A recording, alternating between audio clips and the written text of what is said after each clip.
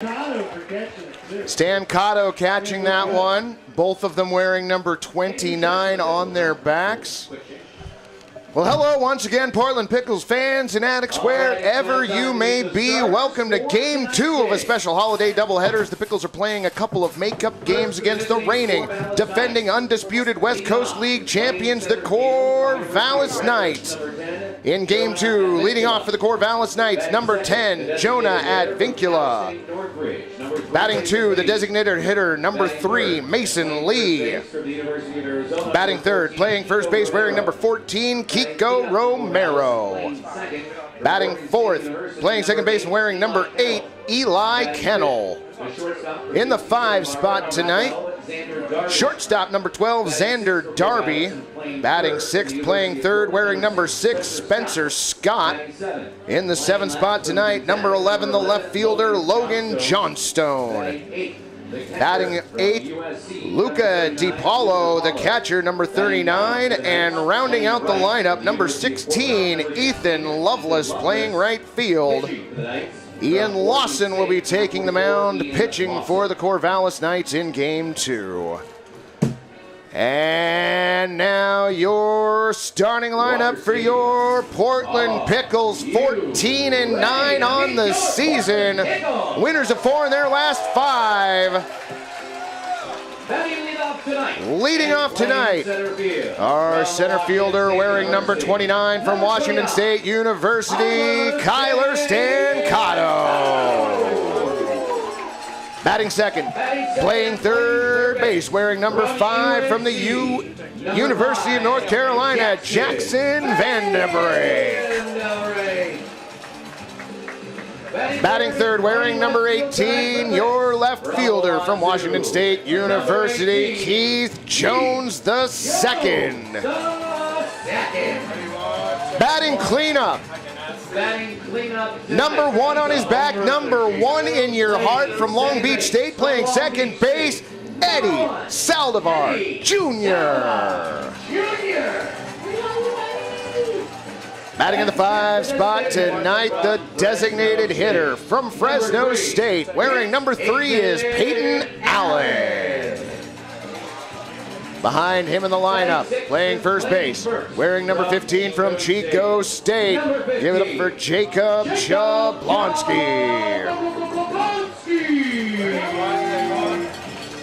In the 7th spot tonight, wearing number 33 and playing right field from UC Santa Barbara, LaTrey McCullough.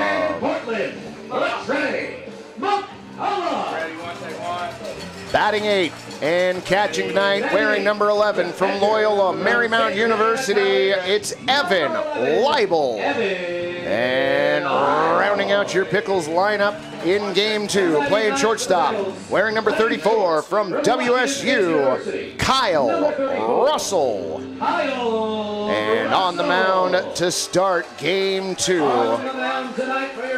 wearing number 9 from the University of Hawaii, Alex Giroux. Your Portland Pickles are coached by Mark Magdaleno, Jordan Barkus, Brian Grant, Joey Cooper, and Jim Hopple. All right, fans, we will be back in just a moment with tonight's first pitch of the game. We'll see you in just a moment.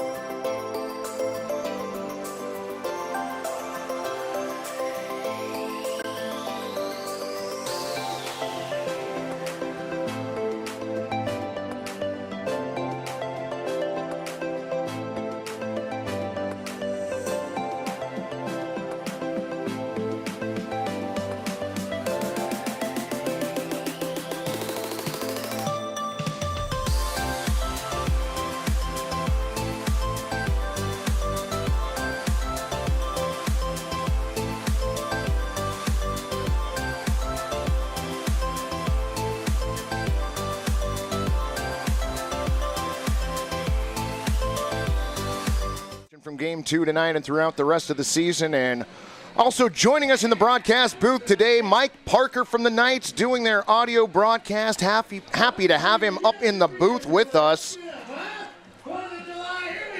Your Sky Heating, AC, Plumbing, and Electrical game time. Temperature is 76 degrees and sunny here at Walker Stadium. 7:30 start time means the shadows from the trees out in left and center field have pretty much covered the entire playing surface. A sliver of sunlight on the third base side, but that's about it.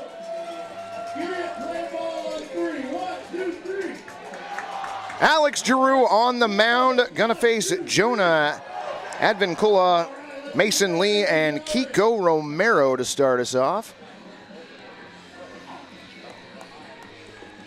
Michael Summers, My Madre, JK, and is it Mendicant? I don't know how you'd correct me over the chat, but I've already got a crowd here ready for Game 2. Welcome all of you.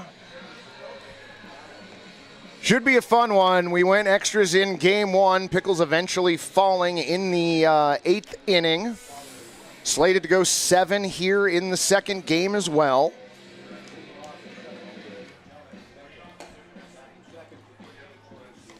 Leibel throws down to Eddie Saldivar Jr. at second base. Warm-up tosses are underway. Your home plate umpire for Game 2, Jacob Brown. Shane Kelly out in the field. Those two were reversed for Game 1. Ben Crockett joining in the chat. Glad to have you back for Game 2.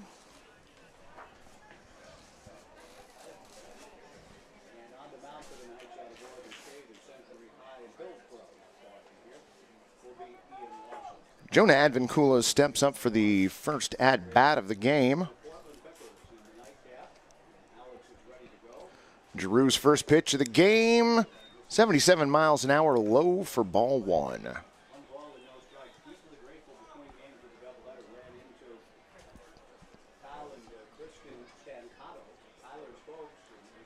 One 1-0 pitch on the way from Giroux. A little bit high at 84, ball 2, 2-0. Kelly Craig joining us for Game 2. Glad to have you back. Giroux has his sign. Now the 2-0 pitch.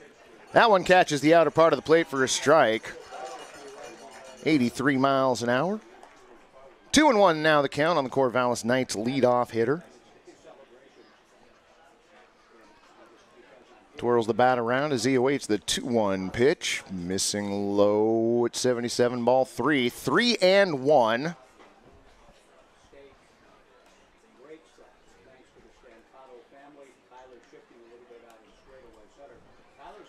Giroux 1-0 on the year, 2.57 ERA. That pitch popped up, coming back, and it looks like it's going to make its way into the stands, and it does. Count goes to 3-2. It looked like that bounced off a step and not a fan, so that's probably for the best. Giroux's been in 4 games so far, pitched 14 innings, and has struck out 14.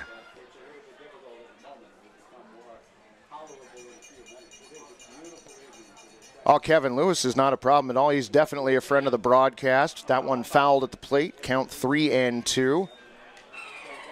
Lewis is one of my favorite people to have on the broadcast. Understand that he's a Corvallis Knights fan, and that's all right. Lil K joining the broadcast as well, cheering on the Knights. Welcome, friend. Count is full on the leadoff hitter. Pitch on the way, inside, ball 4. Somehow there is no line at the party deck. So a leadoff walk for Jonah. He led off the first game with a single. That's going to bring up designated hitter Mason Lee. Batting number 3, Mason Lee. Mason 1 for 4 in the, Mason 2 for 4 in the first game. Pair of singles, 3 RBIs, and a pair of strikeouts.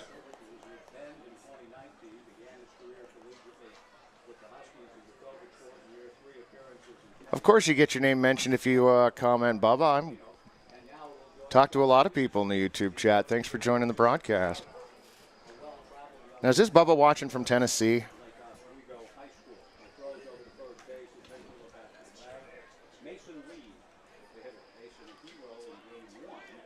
Drew looks in, has his sign from Leibel, comes set. First pitch of the at-bat after a throw over to first base, misses outside, ball one, 73-mile-an-hour off-speed pitch. I hope to come down to Corvallis and check out a game there sometime. I eventually would like to get to all of the stadiums in the league and check out how people do things. Drew comes set. Throw over to first base. Jonah back standing. Michael Summers checking in with the WCL scores. Victoria leading Springfield 4-1, heading to the bottom of the fifth. Would Bubba from Tennessee really narrow it down? We could just...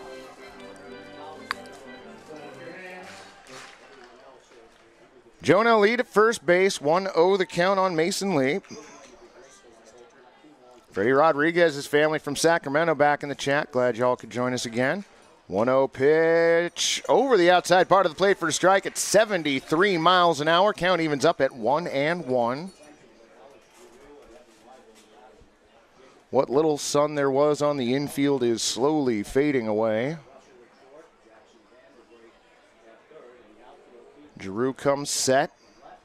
Another throw over to first base. This time diving back Jonah, and that play was close. Happy birthday to Lilith Quinn. She's turning 8 today. Happy birthday, Lilith Quinn. Let her hit her Walker Stadium. I forgot to have the ambient mic on. My bad. That was me. E12. Giroux comes set. Another throw over to first base, and he got him. Absolutely got him.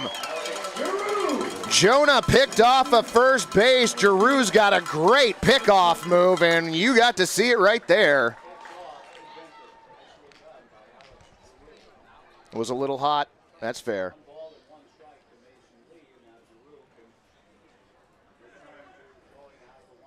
So 1-1 pitch now, blowing outside, ball two at 85 miles an hour. The Knights do love to run. So do the Pickles, Ben.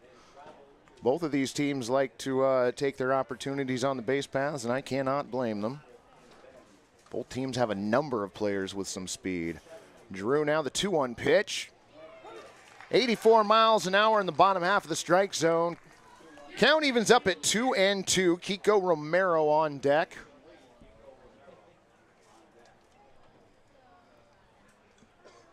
Giroux into his wind, 2-2 pitch on the way, swung on and missed. That got him strike three.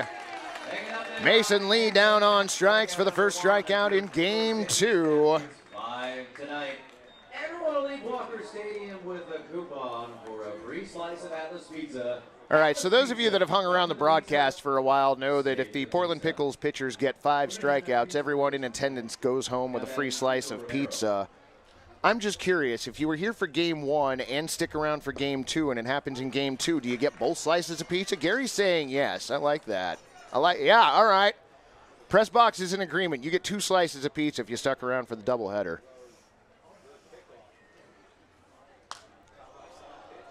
Oh, 1 pitch foul off to the left.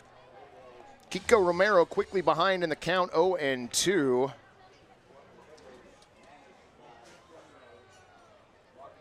Keith Jones' family in Oakland rooting him on. Glad you could join us for the second broadcast today. 0-2 pitch on the way. Check swing just a little high at 87. Count goes to 1-2.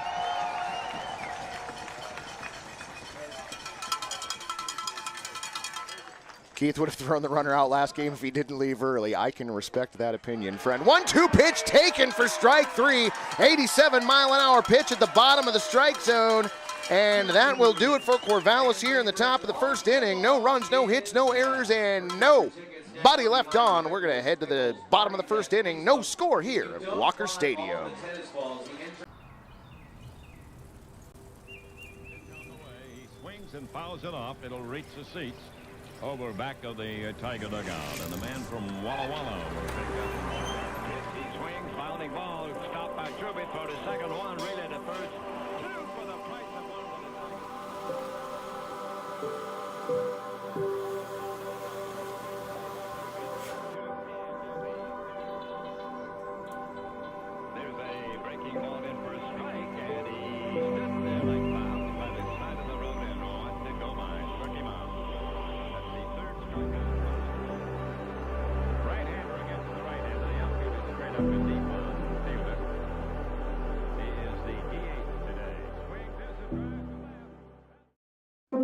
Adventist Health Portland, we're partnering with OHSU to give our patients access to more specialists and more advanced care in more places than ever. Together, we can do so much more.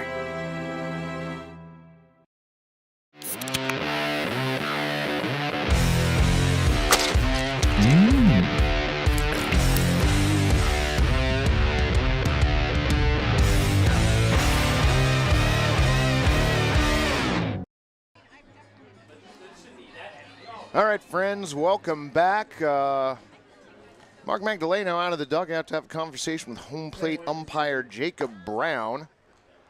Everyone up here in the press box is curious as to what that was all about, and nobody is going to give us the answer, so wrong answers only in the chat. What was Mags discussing with Jacob Brown? I'm going to convince somebody to give me something to give away. I get to choose the best answer, so if you're watching on the YouTube feed, wrong answers only. What was Mags talking to the home plate umpire about? I'll find something to give away. Number 29.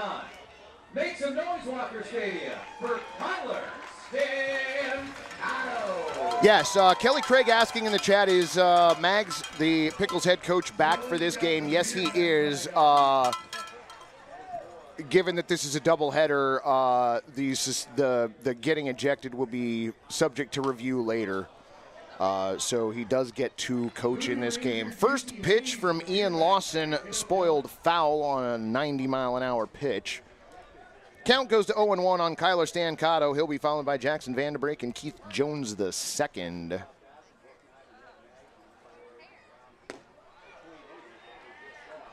All right, which brand of bubblegum makes the best bubbles? All right, did you cry at the end of Stranger Things? That's pretty good. 1-1 the count on Kyler Stancato. Lawson has his sign. 1-1 pitch on the way. Swung on and an inside-out swing into left field. Ranging over is John Stone. He makes the catch for the first out of the bottom of the first inning.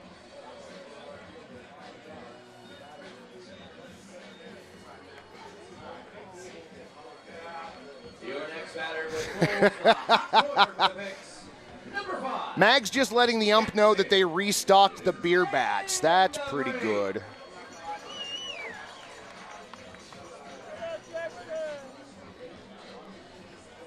So nobody on, one down, and that brings up Jackson Vanderbrake. He takes the first pitch and pops that up to first base. Kiko Romero goes back on the ball and makes the play. Quickly, 2 down for Portland here in the bottom of the first inning. I need a little more out of you in these player intros, okay? Mags was explaining to the ump that the Knights are going to win another ring this year. Well, I mean... Keith Jones, the second. Nobody on, 2 down for Keith Jones the second. The player did say early game could have been better.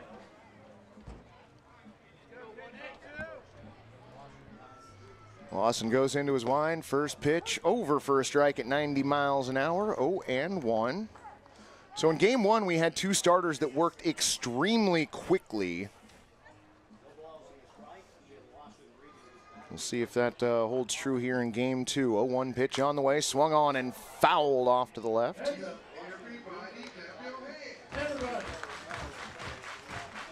Just making sure they can get 2 slices of pizza. Well... 0-2 the count on Keith Jones. The second pitch on the way. Misses low at 84. Ball 1. Yeah, the beer bats are pretty great, fans. I'm not going to lie. I was trying to find out between games whether or not there's a refill policy on those. Lawson comes set. 1-2 pitch on the way. Swung on and fouled off at the plate. Count stays at 1-2.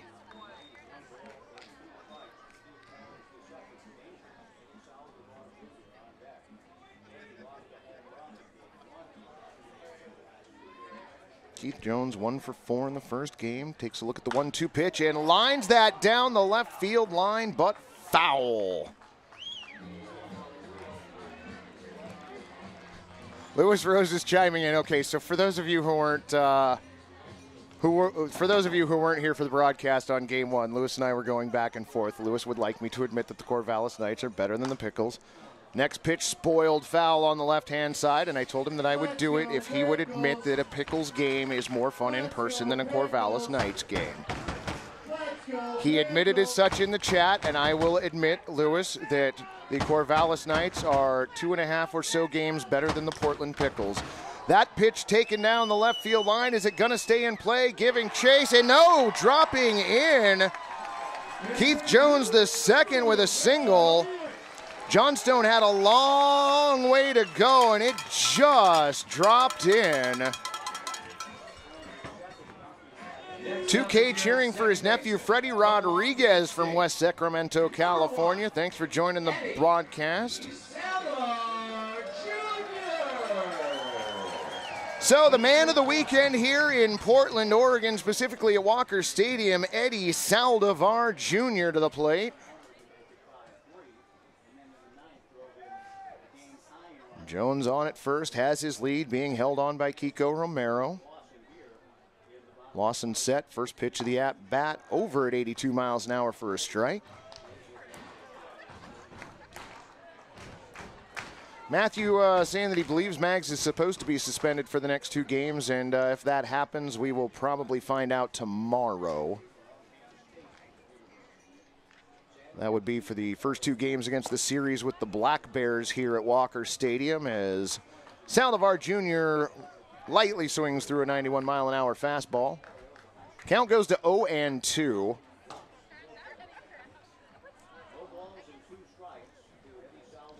Lawson takes a peek over at first base, now comes set. 0-2 pitch on the way, runner goes. Ball gets away from the catcher, and Keith Jones is going to be on at second base with a pass ball. Wild pitch.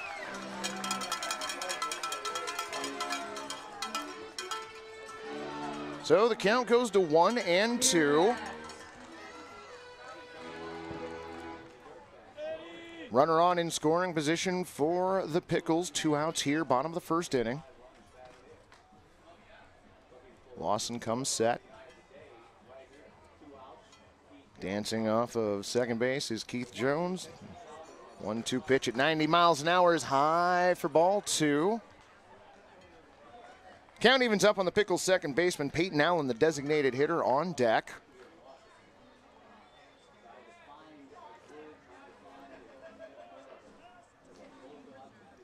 Two pitch coming in now, swung on and spoiled foul on the left.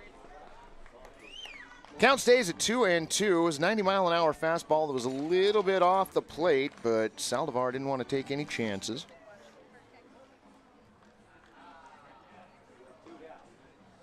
Lewis, I hope you enjoy the broadcast, friend. It's always good to have you along. 2-2 the count. Lawson looks back at second base. Now the 2-2 pitch, swung on and missed. That got him, strike 3. So Salvador strikes out first, strikeout for Ian Lawson, and that'll do it for the Pickles here in the first inning. No runs, 1 hit, no errors, and 1 runner left on. Fans, after 1 inning here at the Walk, we are tied at 0. We'll be back in just a moment.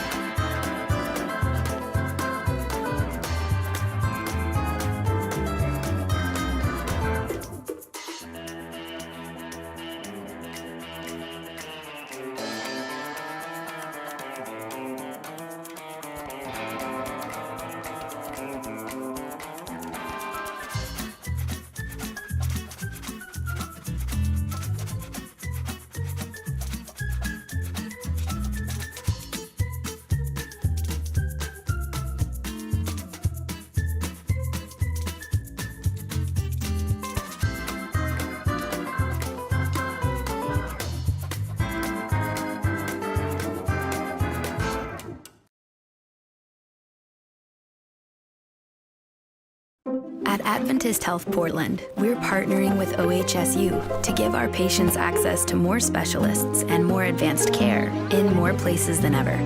Together, we can do so much more.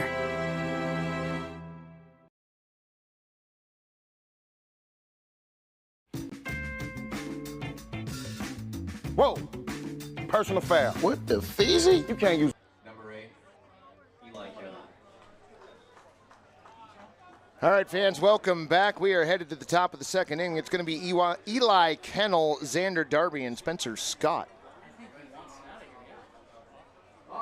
give you an opportunity to tell you about Set a Stringer with Adonis. Dr. Seth treats all of his patients. Well, now it looks like we're going to have another conversation about whether or not Mags. Your goals and needs. Their team provides excellent customer service and beautiful results in a fun-friendly environment.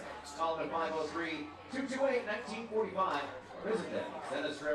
So it looks like Alex Giroux had a little bit of white sleeve showing on his left arm, and he's got a white undershirt on that.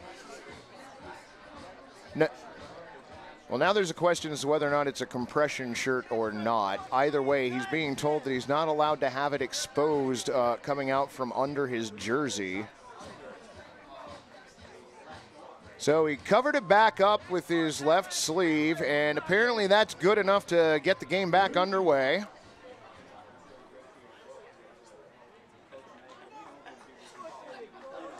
Yeah, I feel like there's a little bit of gamesmanship going on between the dugouts right now. Little baseball psychology, and I'd say we're at probably baseball psychology 201 at this point. Oh,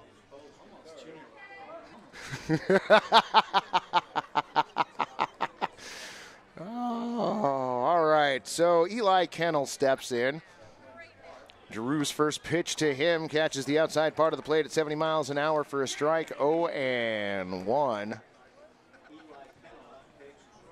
See, Eli Kennel was? Eli Kennel, yeah, that's right. Eli Kennel was a Wild Bill last year. I was wondering why that name sounded familiar. Takes a cut at the second pitch and fouls it back. 84 miles an hour. Count goes to 0-2. All right, so Mags had something to say in the top of the first. Corvallis had something to say in the top of the second. Wonder if that'll hold serve for the top of the third. 0-2 pitch on the way, swung on and missed. Got him, strike three. Eli Kennel down on strikes. That is the third strikeout for Alex Giroux, and the third batter sat down on strikes in a row.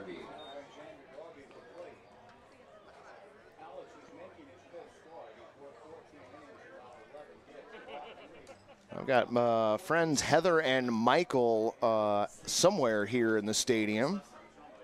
Never understood that rule, especially a home team wears white jersey and white pants, easy to hide the ball that way. Well, okay, that's fair.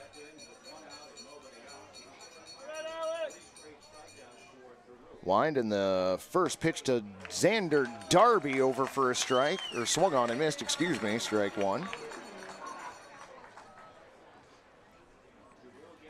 You know, the white is showing again. 0-1 pitch on the way, misses low, ball one, 1-1. Alex, your white is showing. Just a little bit. Wind and the 1-1 pitch on the way, swung on and missed. Ahead of a 72-mile-an-hour off-speed pitch. Xander Darby did not play in game one. 1-2 pitch on the way in, and it's inside at 85, ball two, 2-2. Xander steps back in, taps home plate. Drew into his windup, 2-2 pitch coming in, swung on and a bouncer towards first. Jablonski grabs it, underhands it to Giroux. 3-1 the put out, and Xander Darby retired in his first at bat.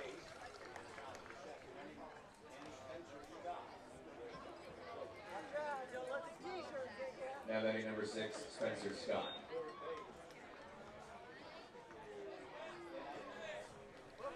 So nobody on, 2 down, and that's going to bring up third baseman number 6, Spencer Scott.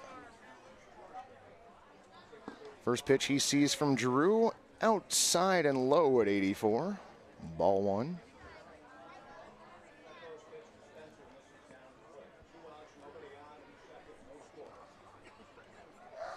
Giroux now brings in the 1-0, outside at 68. Wow, ball two.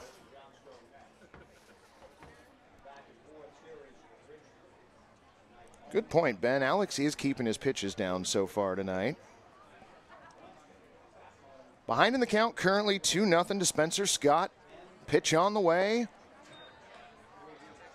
Low Going inside, ball 3, 3-0. Definitely a hitter's count for Spencer. 2 down here, nobody on. Top of the second inning. Pitch on the way. That one over for a strike at 83.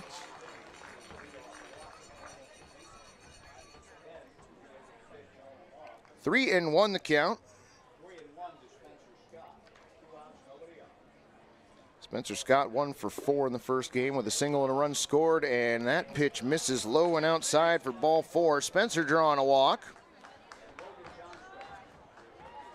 Second base runner for Corvallis. Jonah reached on a walk to lead off the game. So we'll see if Spencer Scott dares to take as long of a lead off of first base as Jonah did. Logan Johnstone, the left fielder, now to the plate. And throw over to first from Giroux. Soft toss, we'll say. Scott back safely.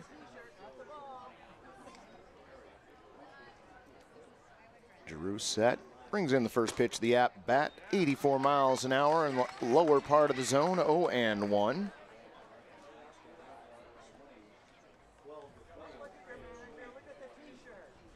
Jablonski holding Scott on at first base. Giroux set at the waist. One pitch on the way. Swung on, and that one taken into center field. Kyler Stancato rolling over. He gets under to makes the catch, and that will do it for Corvallis here in the second inning. No runs, no hits, no errors, and 1 runner left on. We're done with 1.5. Still no score here at the walk. Whoa, personal foul. What the feezy? You can't use a beard trimmer below the 50-yard line. This is the waterproof lawnmower 4.0 by Manscaped.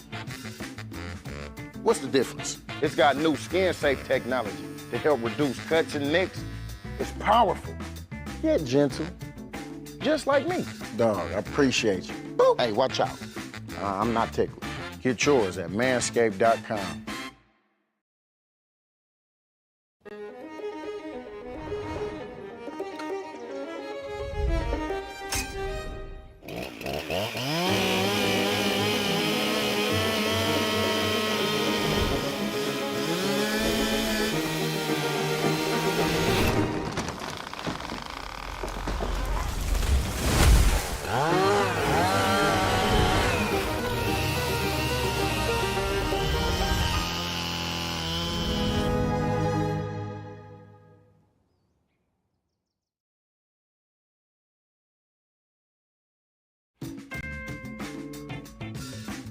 Whoa. All right, baseball fans, welcome back. We are headed to the bottom of the second inning. No score here at the walk. Kelly Craig in the chat. Okay, I know it can't happen today, but if a single pitcher goes perfect through 7 innings in this doubleheader situation, is that still considered a perfect game? I don't personally know the answer to that. I know that Major League Baseball does not treat them as no-hitters or perfect games if it's a 7-inning doubleheader. I'm not 100% sure about the West Coast League, though. I mean, here's the thing. If I were present for that happening, even if it was a 7th-inning game, I'm telling everybody that I saw a perfect game. Like, I don't care if for the record books it is one or not. In my eyes, I got to see a no-hitter or a perfect game. Oh, Ben Crockett says yes, it is. All right. Again, I cannot speak definitively on that, so. Ian Lawson back up on the bump, facing Peyton Allen in his first at-bat of the nightcap. Misses high at 89, ball 1. No, Ben, I was paying attention to a broadcast. There was a game earlier this season in which there was a 7-inning no-hitter, and they don't technically count it as a no-hitter. Pitch swung on, and is it going to get through? It does, into center field. Peyton Allen aboard with a leadoff single for your Pickles here in the bottom of the second inning. I know if Gary and I had a long enough time to talk about it, he would tell me exactly who the pitcher was that did that earlier this season, but from Chico State, Jacob Jablonski. So runner on first, nobody out, and that brings up first baseman Jacob Jablonski. Jablonski, of course, a junior at Chico State. Lawson comes set. First pitch, the at-bat.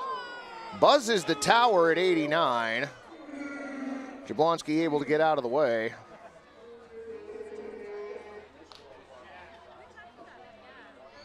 Wookie not getting much love here at Walker Stadium tonight. Lawson comes set. Romero holding on Allen at first. 1-0 pitch on the way. Swung on and fouled off to the left. Count goes to 1-1. With Trey McCollum on deck for the Pickles. Jablonski steps out, now steps back in.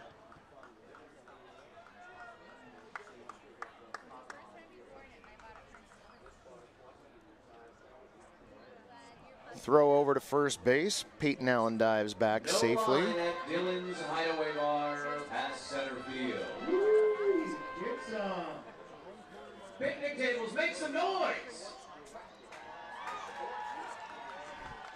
Ben, if Mike was in a place where I could have a conversation with him during the game, I definitely would. I just don't know how we could make that work. 1-1 pitch on the way in. Misses high. Ball 2, 2-1. 206, you are awfully quiet right now. Mike Parker, announcer for the Corvallis Knights, joining us here in the press box, doing an audio-only broadcast for their team.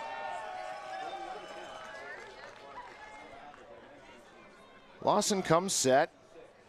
Now brings in the 2-1 pitch. Swung on and fouled off to the right. Count evens up at 2-2. 90-mile-an-hour pitch, spoiled foul.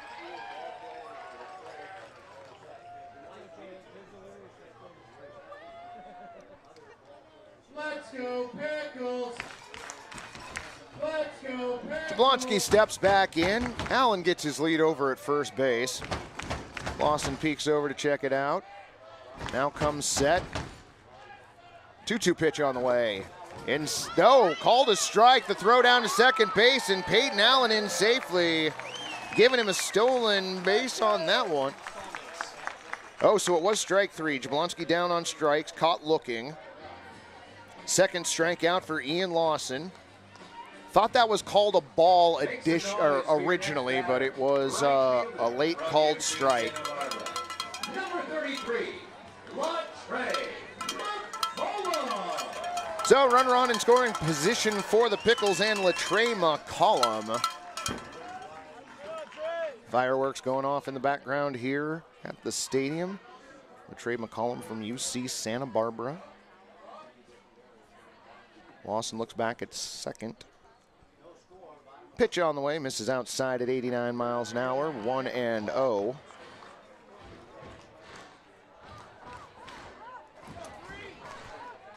Yeah, Ben, I do believe you're right that different leagues treat that differently, just like the 10-run rule or the mercy rule or what have you. 1-0 count on the Pickles right fielder. Look back at second base.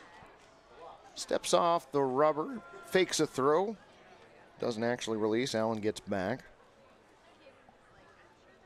Kennel is the one tacitly holding the runner on at second base. Allen gets his lead again.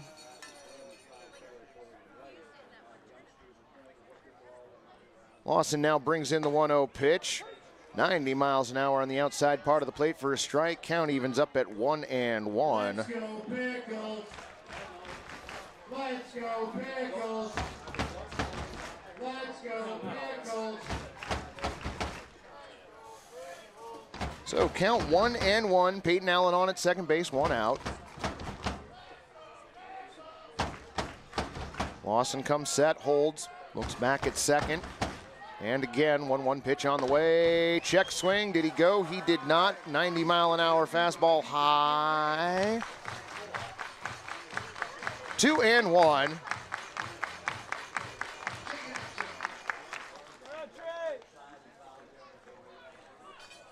Oh, man, RBI baseball on the NES. Yeah. 2-1 the count. Pitch on the way. Swung on and hit towards second, and that's stopped by Kennel. No play anywhere, and that's going to be an infield single for Latre McCollum on the play. Peyton Allen moves down to third base. So Pickles with runners on the corners, one down, and that'll bring up catcher Evan Leibel. Evan Leibel did not start game one. He did come in to relieve Logan Postianen in the 6th inning. 1 for 2 with a double.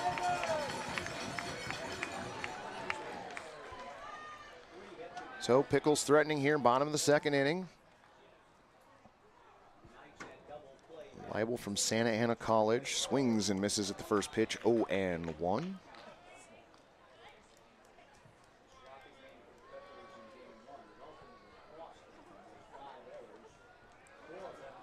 McCollum is being held on by Romero at first base. Scott's playing maybe 4 steps off the bag at third. 0-1 pitch on its way in, misses low and outside, ball 2. Count evens up at 1-1.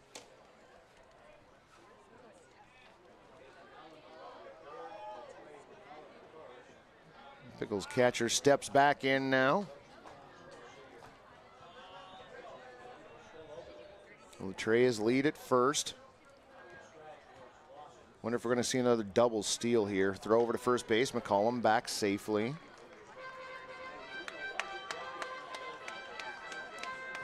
Hey,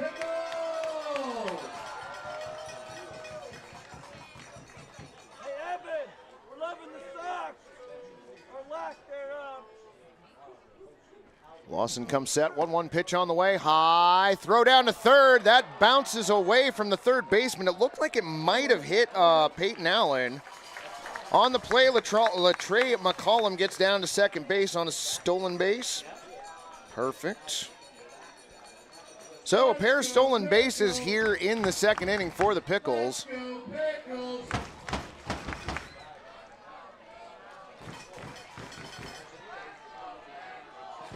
Two runners on in scoring position, 1 out. Lawson deals, misses high and outside at 90 miles an hour. Ball 3, 3-1.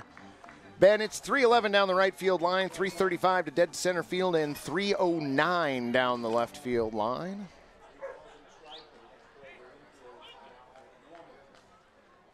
So Leibel with a chance to do some damage here in the bottom of the 2nd inning. Ahead in the count, 3-1. Runners on at 2nd and 3rd. Lawson comes set. 3-1 pitch on the way, swung on and missed. Count goes to 3-2.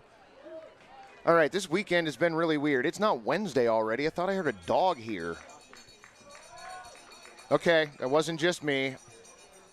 All right. It was a goat. Yeah, all right. 3-2 pitch, swung on and popped over to the left side. Out of play. Count stays 3-2. Somebody should give that ball to the dog. Let's go, Pickles! Let's go, Pickles! You're right, Ben. Absolutely perfect for a wood bat league. Definitely. Full count on the Pickles catchers. Runners on at 2nd and 3rd. 1 down, bottom of the 2nd inning.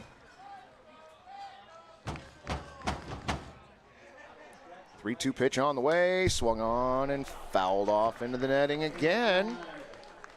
Count stays 3-2.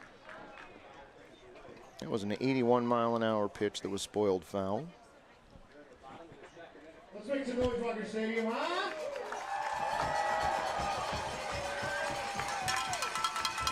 Pickles faithful getting loud at Jeremiah's request. 3-2 the count.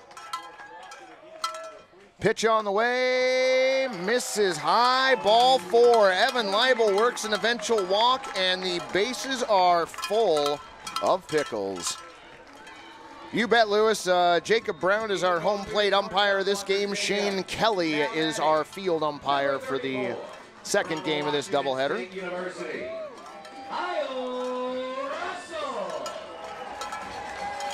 Allen at 3rd, McCollum at 2nd, Leibel at 1st, and shortstop Kyle Russell to the plate. 1 down here. Corvallis looking for a double play. Pickles looking for at least a single. First pitch on the way, swung on, and that one taken into right field. Out on the berm. Was that? No, not quite caught. That was close. There was a fan out there that had a glove on. I thought they might be able to snag that.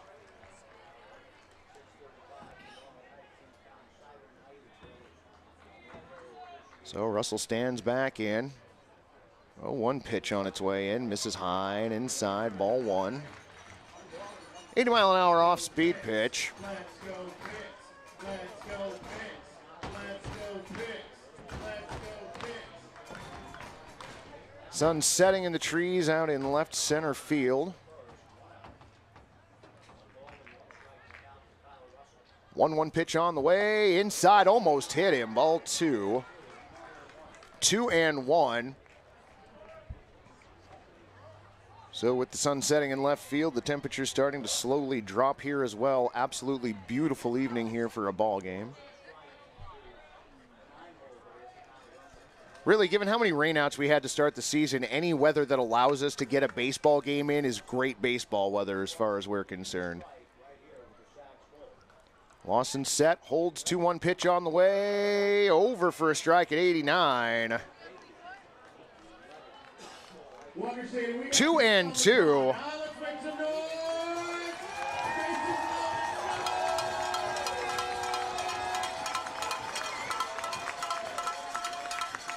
Allen McCollum liable aboard. Russell at the plate with a 2-2 count. Pitch on the way, swung on, and a bouncer up the middle. Fielded by the second baseman, over to short for one. The relay to first goes in, not quite into the dugout. One run in to score. The throw home, safe at home. Well. Peyton Allen comes in to score. Latre McCollum comes around to score. Leibel was out on the fielder's choice, and Russell ends up at first base.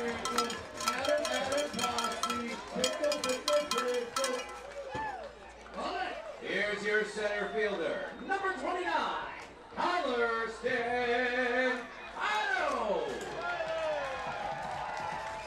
So a 2 RBI single for Russell, and that'll turn the lineup over for the Pickles. Kyler Stancato returns to the plate as the smoke wafts through left field. Pitch inside, gets away from the catcher, but on the play. Oh, I'm sorry, I misunderstood. I don't know if Gary was paying attention to me or Mike there, so.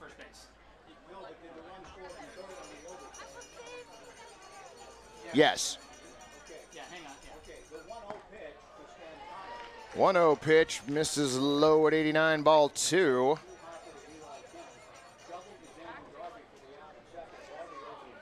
All right, so I'm just going to erase whatever I had for Kyle Russell's at-bat, and I'll talk to Gary about it when the inning's over.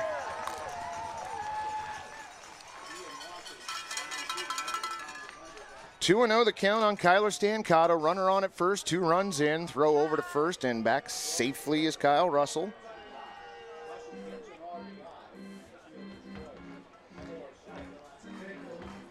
So Russell hit into a fielder's choice. It was not a single. 2 runs scored on the play, but I believe only one of those counts as an RBI.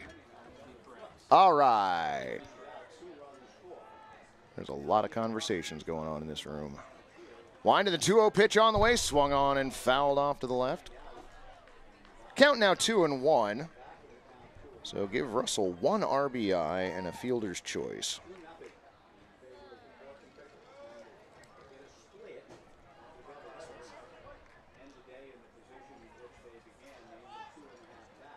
Stancato ahead in the count, 2-1. Lawson comes set. Holds now, pitch on the way, runner goes. Throw down to second base on the third base side of second base, and I don't think there's any question Kyle Russell gets a stolen base on that.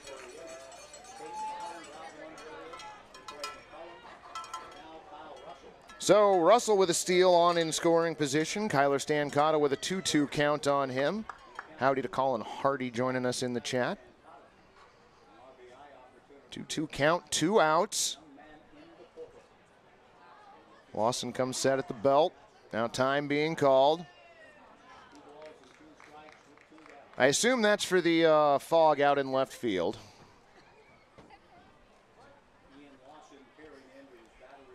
Dissipated enough that we're going to continue the game now. Look back at second base. Now the 2-2 pitch on the way. Swung on and fouled straight back. Count stays at 2-2. Home plate umpire Jacob Brown getting a new supply of baseballs.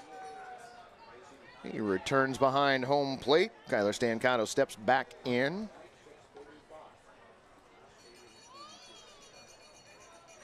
Russell a lead at second.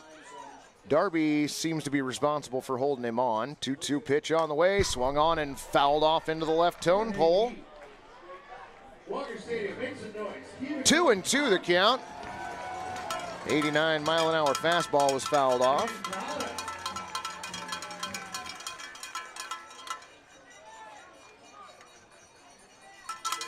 Skyler! 2-2 the count, 2 outs, runner on second base, 2 runs in. Wind and the pitch on the way. Misses low, ball 2. Or excuse me, ball 3. Wow, smells like fireworks in the press box now. Yep. So something's got to give here. Count full, 2 outs, runner on second base. Lawson brings the pitch to the plate, swung on and popped up. That's going to get out of play on the left-handed side. So the at-bat will continue. Everyone is okay. Good. Walker said we gotta make more noise than this. Huh? You wanna hit it hard, huh? Cue the cowbells on a full count with 2 outs. 3-2 pitch on the way. Runner goes, swung on and fouled off again. Count stays 3-2. That pitch at 81 miles an hour. Absolutely great at-bat by Kyler Stancato right here. Let's go, Pickles! Let's go, Pickles! Let's go! Stancato steps in, takes a couple practice swings. Lawson has his sign, comes set at the belt. 3-2 pitch on the way again. Swung on and fouled off to the left once again.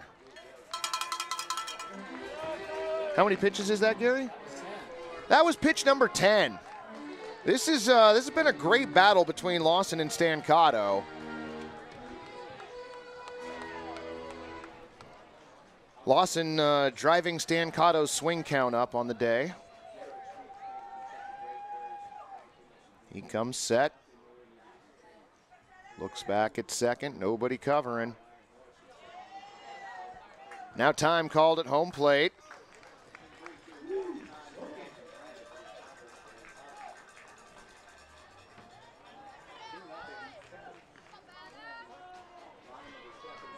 Stancato steps back in.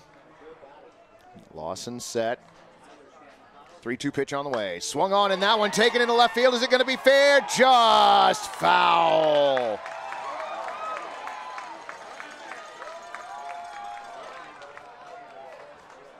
Well, I don't know about y'all, but I am terribly entertained by this at bat right now. This has been a great at bat, not only for Stancato, for Ian Lawson as well.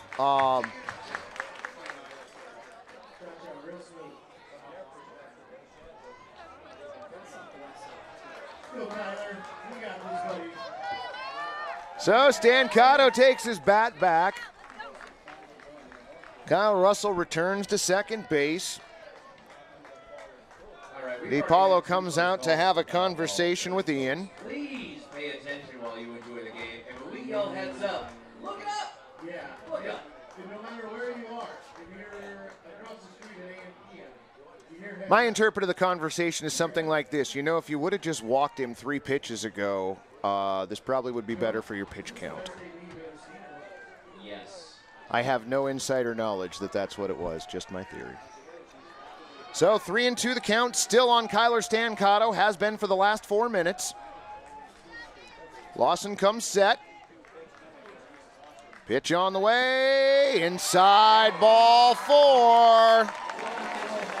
So the inning continues. Kyler Stancato works a 12-pitch at bat. Well, you know, Ian Lawson won the first matchup. Stancato flew out to left field. Kyler Stancato wins the second matchup. What was that? Brooke Knight coming out of the dugout for Corvallis. So a meeting on the mound, and everybody on the infield has come in. Looks like everybody down in the Corvallis bullpen is standing up, and now a number of them get seated.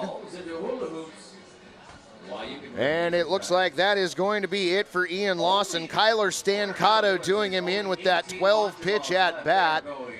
Fans, we got a relief pitcher coming in. We're going to take it to break, and we will be back with the new pitcher and Ian Lawson's line for you in just a moment. Thanks for joining us. Your score, Portland Pickles 2, Corvallis nothing.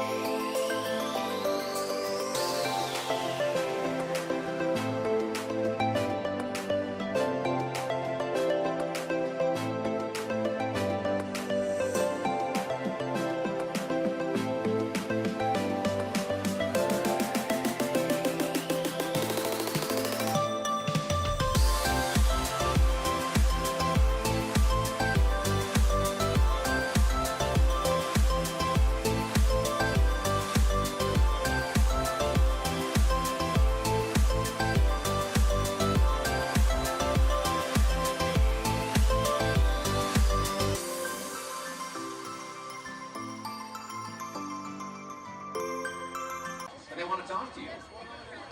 They miss you. They miss your smell. Hey, Joe. Let's get a big Walker Stadium. That was a replay of the 2 runs coming in to score. Check it in at 206.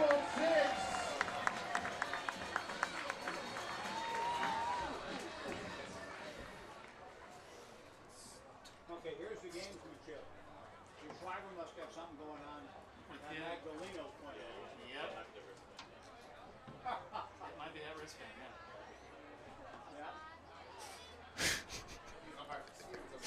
This is absolutely great. We have a 3-dimensional chess game going between tonight's 2 managers. The speculation here in the booth was there is a wristband that may or may not be questionable.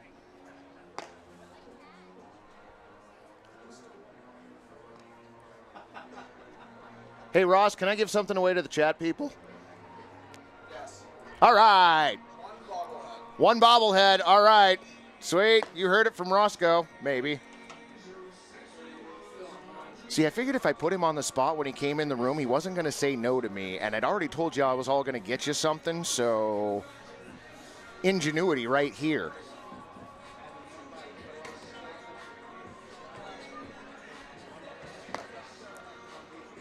Remember, the chance to win a bobblehead in the YouTube chat only, wrong answers only. What was Mags talking to the home plate umpire about back in the top of the first inning? Wrong answers only. Oh, and now my internet connection is down. Well, this is not delightful. Let him hear it. Jackson, man number 8. So Kyle Russell on at second base, Kyler Stancato on at first, Jackson Vanderbreek at the plate to face Nathan DeShriver.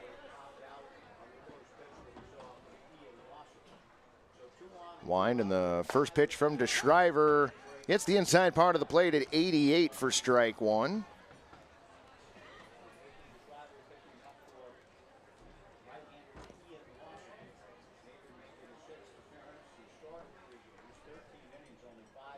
Nathan looks in, now has the sign that he wants, comes set. Now steps off.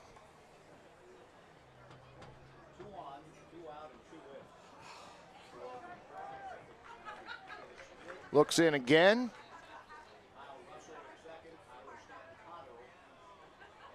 Shakes off his catcher twice so far. Now comes set. 0-1 pitch on the way. On the outside part of the plate for a strike at 83.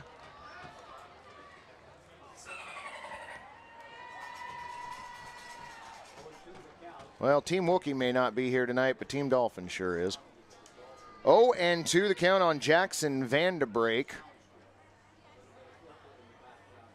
Nobody specifically holding either runner on. 0-2 pitch on the way, misses inside, ball one.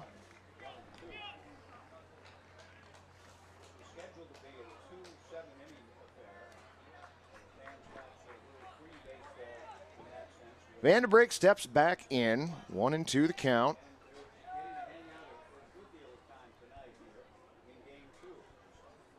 The Shriver comes set.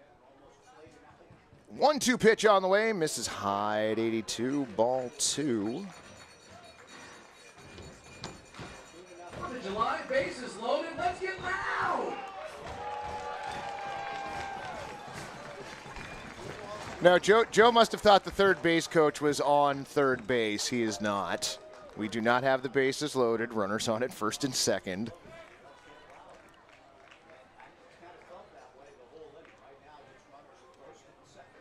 Runners get their leads. Wind and the 2-2 pitch on the way. Swung on and missed. DeShriver gets Jackson Vanderbrake down swinging, and that will do it for your Pickles here in the second inning. But they were able to plate 2 runs. One of those was earned on 2 base hits. No errors and 2 runners left on. Fans, we're going to head to the top of the third inning. Your score here at Walker Stadium, 2-0 Pickles.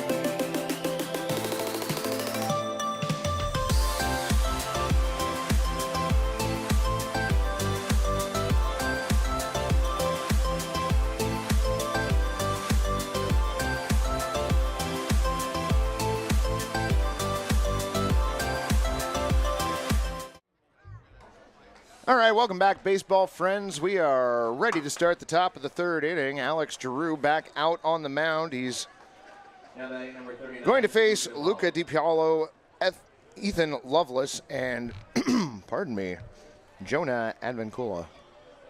Yeesh. Well, it's getting late.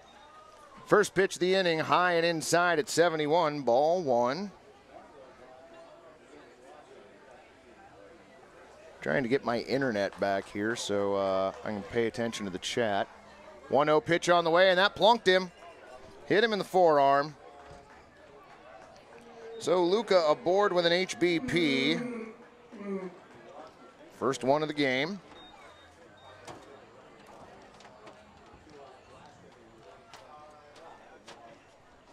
So runner on at first.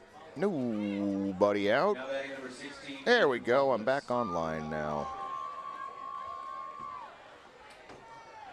Mags was asking firecrackers or sparklers. That's pretty good. First pitch of the at-bat misses high at 82 miles an hour, 0-1. He was complimenting Dylan's excellent tackling form. All right, that's pretty good too.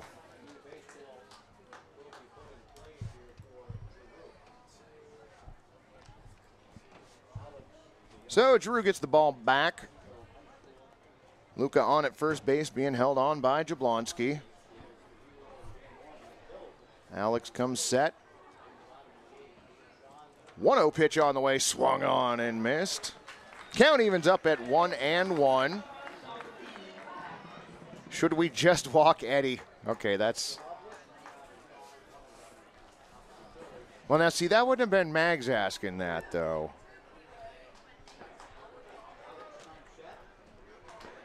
One pitch on the way, misses low at 78, ball 2, 2-1. You know, I suppose since Ross gave me the ability to give away the bobblehead, I could ask him to pick the best comment. 2-1 the count. Luca lead at first base. Pitch on the way, swung on and hit towards first. Jablonski has it, steps on the bag for one, throws down to second, and Russell had it, but it popped out of his glove. So a fielder's choice, a three unassisted fielder's choice. On the play, Luca moves down to second base. Now batting number 10, Jonah Avigdala.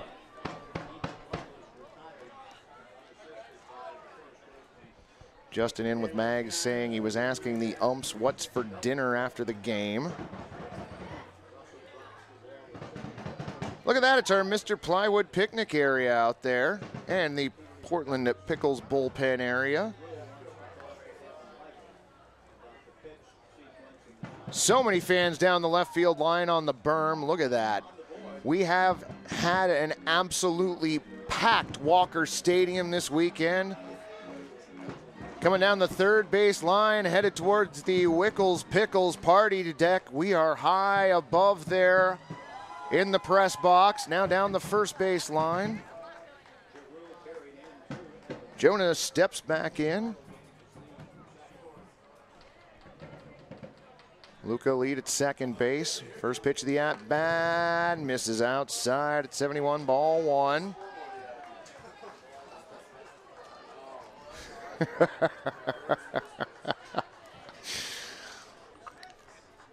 Mag's asking the umpire, do these pants make my butt look big? All right, well, see, now I found that maybe I shouldn't do something like this, and that's wonderful. Congratulations, fans. 1-0 pitch on the way, swung on and missed. Count evens up at 1-1. Ginger or Marianne, that's pretty good too. Beautiful shot of the infield here at Walker Stadium.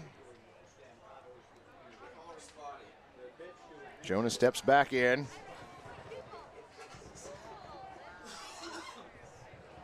Drew a long look back at second base. Now brings the pitch in. Bunt shown and pulled back. Ball 2, 78 miles an hour. Low and inside.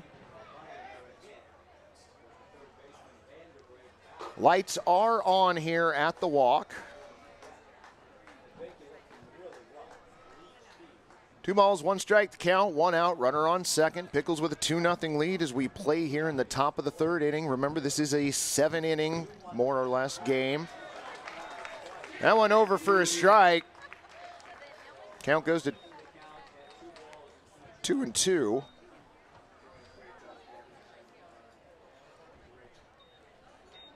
Jonah drew a walk his first time up and then was picked off of first base. Look back at second base. Now the 2-2 pitch coming in. Swung on and fouled back. Count stays 2-2.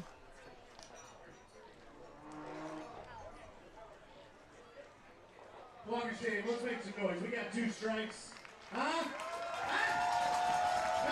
So fireworks have been banned in the greater Portland area. So I'm curious if we will still see some through the trees and stuff as the night goes on. Gary shaking his head yes, and I'm pretty sure he's right. 2-2 pitch on the way, swung on, and that is popped up into left field. Keith Jones comes in a couple steps, settles under it, and makes the play. P7 the put out on Jonah. Runner on second, 2 outs, and that is going to bring up designated hitter Mason Lee. Lewis Roses chiming in. I think Mags was asking the umpires if they are going to win. I assume you mean the Pickles, but it could go either way with the umpires. Fly by the Pickles bullpen once again. First pitch on the way, swung on and fouled off to the right. Count goes 0-1.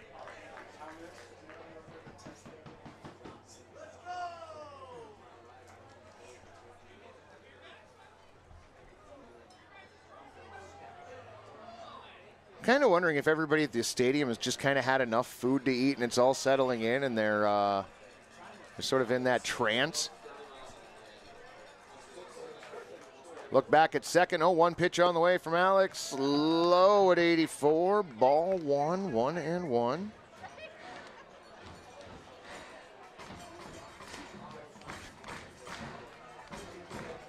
Angel says Mags is making the case for robo-umps. Picklebot 3000 would love to hear that. 1-1 the count. Giroux looks back at second. Pitch on the way, swung on, and that is hammered foul on the left side. That's on the backside of the berm, it looks like. Count goes to 1-2. Wait, are you tracking down the foul ball with the drone? That's great.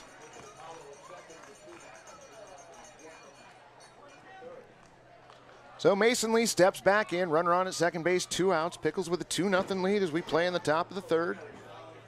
That was a firework right there. 1-2 pitch on the way, swung on and fouled off at the plate. Count stays 1-2. Right, Walter Stadium. That's 2 strikes. Looks like it's a goal. Wait, are they playing full contact, get a foul ball? Full contact soccer, okay. You never know what you're going to see here. I heard there were goats here earlier. I still didn't verify that personally, by the way. 1-2 the count. Giroux comes set. Looks back at second base. Now the pitch on the way. Swung on and fouled off above us. Count stays at 1-2.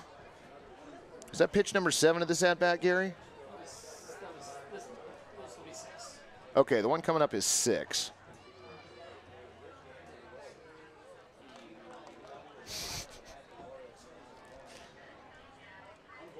Giroux set, 1-2 pitch on the way in again. Misses low and outside. Ball 2, 2-2, 86 mile an hour pitch.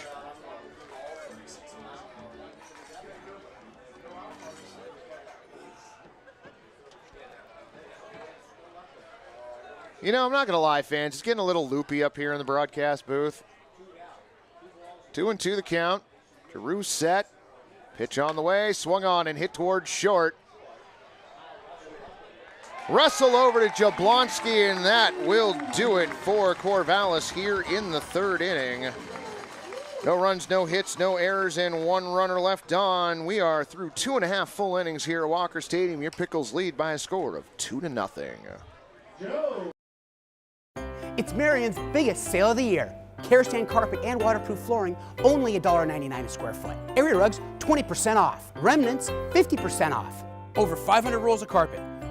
50,000 square feet of waterproof flooring. Thousands of area rugs.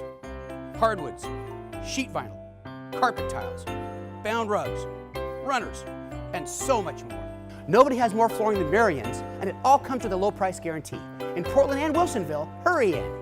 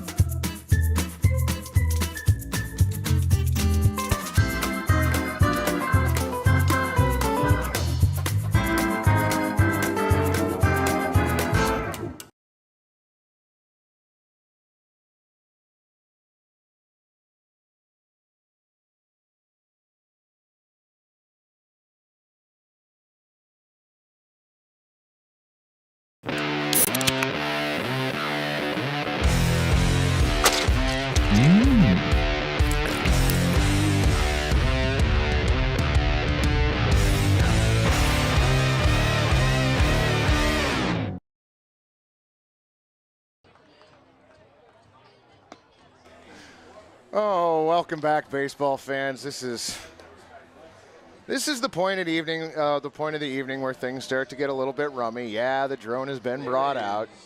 No line at the Pickles. And that right there is why we bring the drone out. I mean, really seriously, look at that shot. How far can you take that thing away from the park, Ross? There's a run.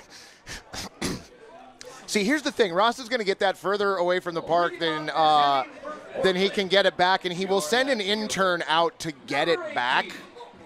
Keith Jones, the second. All right, Keith Jones the second, Eddie Saldivar Jr. and Peyton Allen due up in the third inning for your Portland Pickles. Nathan DeShriver out on the mound. Pitch on the way, misses high and outside, ball one. Colleen in the chat calling for more drone. Okay, so we've evened that out now.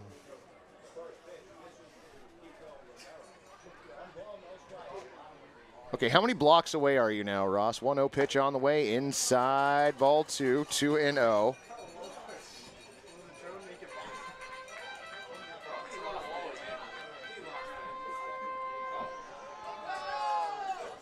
Wind and the 2-0 pitch on the way. Catches the outside part of the strike zone at 90 miles an hour. 2-1. Wow. 2-1 pitch, missing high at 89. Ball 3-1. Roscoe's going to take the drone out and scare people on the I-205 freeway with it. 3-1 pitch on the way. Swung on and bouncer down the first base line, but foul. Count goes full. Everybody clap your hands. Keith Jones 1 for 1 in game 2.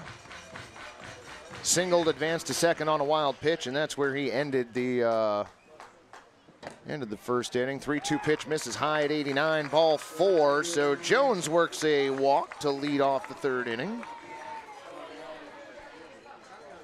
So with Keith aboard, that is going to bring up Eddie Saldivar Jr. Get real loud for your second baseman.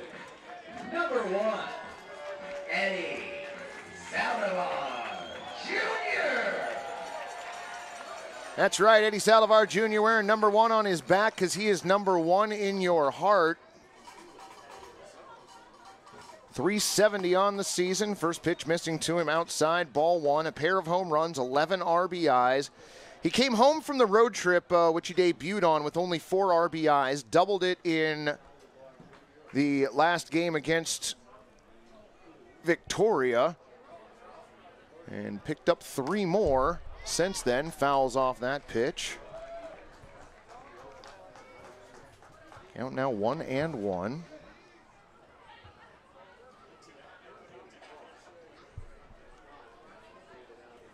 Schenk joining us in the chat again. Glad to have you along.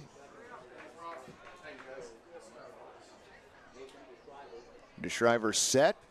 1-1 pitch on the way. Swung on, and that one taken into left field, and that one's going to drop down for a base hit. Keith Jones checking in at second base, and Eddie Saldivar Jr. with another base hit.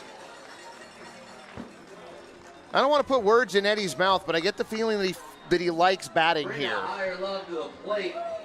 Number 3, your designated hitter, Aiton Allen. Colleen giving a shout out to Ron the K-Man. He is he's the person who hangs the strikeout K's out in left field here at Walker Stadium. DeShriver comes set, working with 2 runners on, nobody out. Pitch on the way, bunt shown with the pitch high at 88. Ball 1.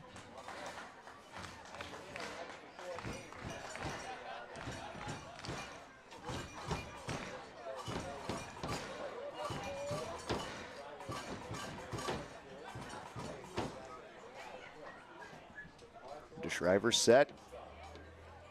1-0 pitch on the way, bunt shown again and pulled back, 88, high, ball 2, 2-0. Mendicant, you're right. Eddie is on fire.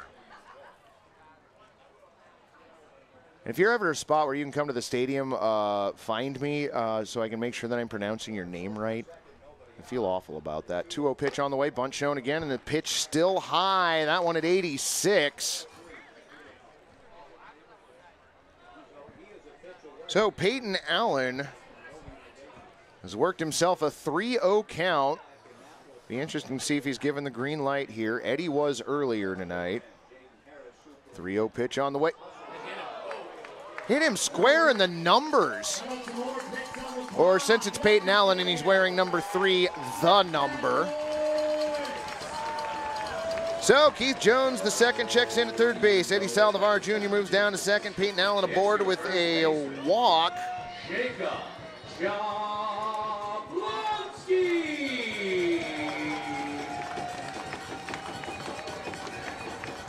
Jacob Ashley design checking into the chance.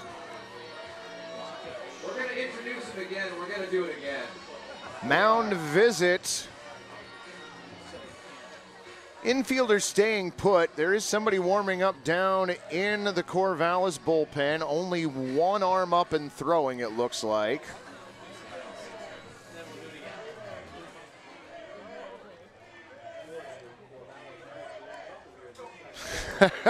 The Pickles faithful chanting, "Leave him in." Home plate umpire Jacob Brown coming out to the mound, not because he wants to be part of the conversation, but because it's time for the conversation to end. He checks in, meeting dissipates, and the Pickles fans get what they want. Nathan DeShriver gonna stay in. He is number 15.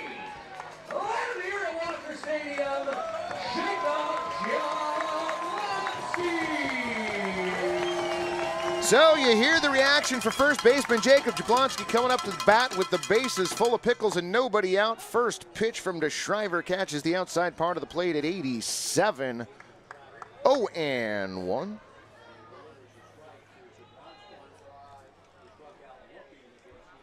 DeShriver comes set, now brings in the 0-1 pitch, swung on to the bouncer right up the middle. DeShriver fields it, the throw home for one, the relay to first in time.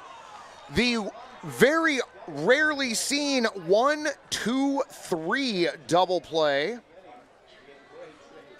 So Keith Jones out trying to get home. Saldivar Jr. goes into third, Peyton Allen goes into second, and number 33.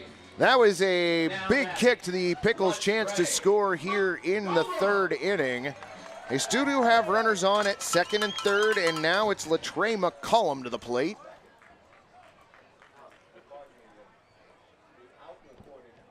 DeShriver comes set. First pitch of the at-bat on the way in, swung on and missed. Strike one, 88 miles an hour.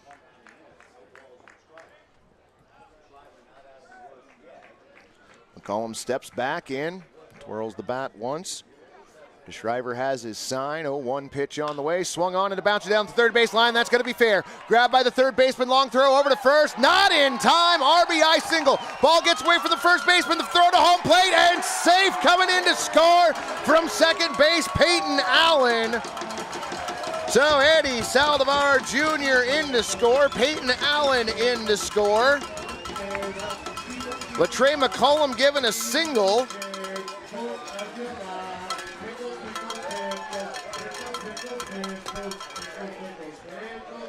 So a 2 RBI single for Latrey McCullum. And the Pickles now out in front by a score of 4-0.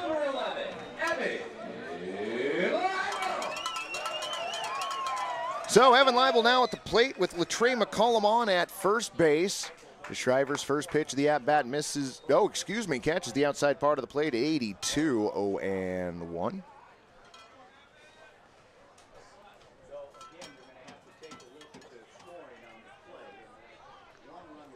Wind and an 0-1 pitch, bunt shown, pulled back. Pitch misses at 87. Count 1-1. Eddie is the man. There is no question about that. 1-1 the count. Throw over to first base. McCollum back barely safely.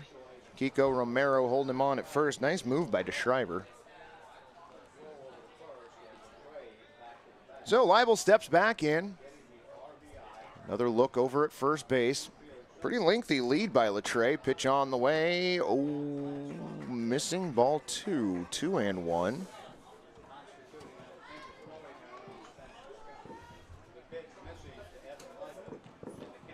So the sun has set in the West Hills. We can hear fireworks out in the distance. 2-1 pitch on the way. Runner goes. The throw wide of second. Nice play by Darby to keep that in the infield, though. Give Latre McCollum stolen base number 2 of the game for him.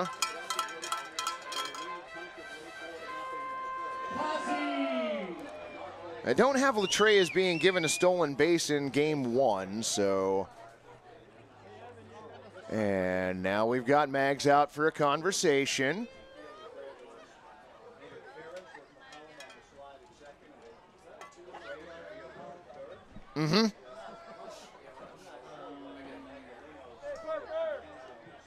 Gary's working on that.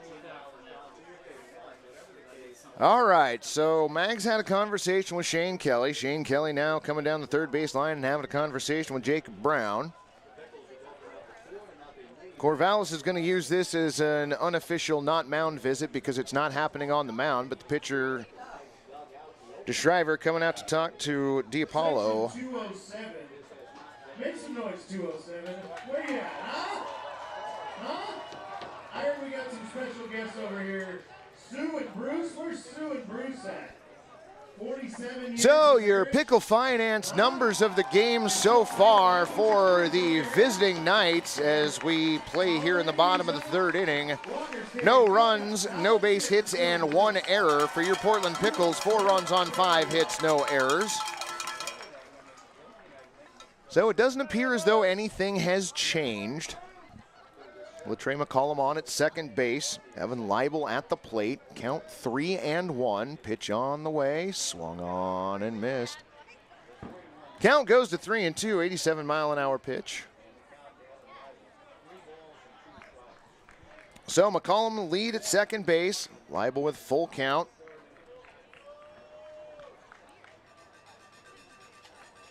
He's ready. DeShriver's ready. 3-2 pitch on the way. Check swing. Doesn't go. Ball 4. So Evan Leibel earning his second walk of the nightcap. Puts him on first base. Latre McCollum on second. And Kyle Russell to the plate for his second at-bat tonight. Now batting, number 34. Go Nuts!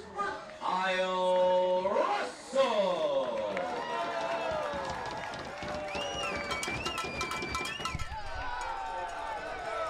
First pitch to the backstop. Runner's going to move up 90 feet. Wild pitch. 81-mile-an-hour wild pitch. So Latre to third. Leibel to second.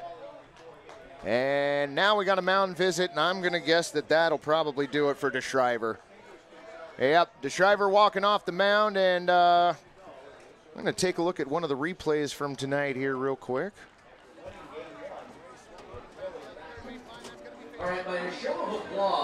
That was the hit down the third base line that was legged out for the RBI single.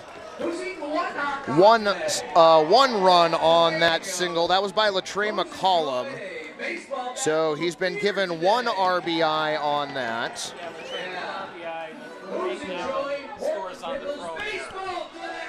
Since the second run scored on the throwing error, only 1 RBI. Double switch going on. Oh, number 22, the new pitcher. You know what, fans? We're going to take a quick break here real quick. I'm going to try and compose myself again real quick, and we'll be back with DeShriver's line so far and the new pitcher for you in just a moment. Thanks for joining us.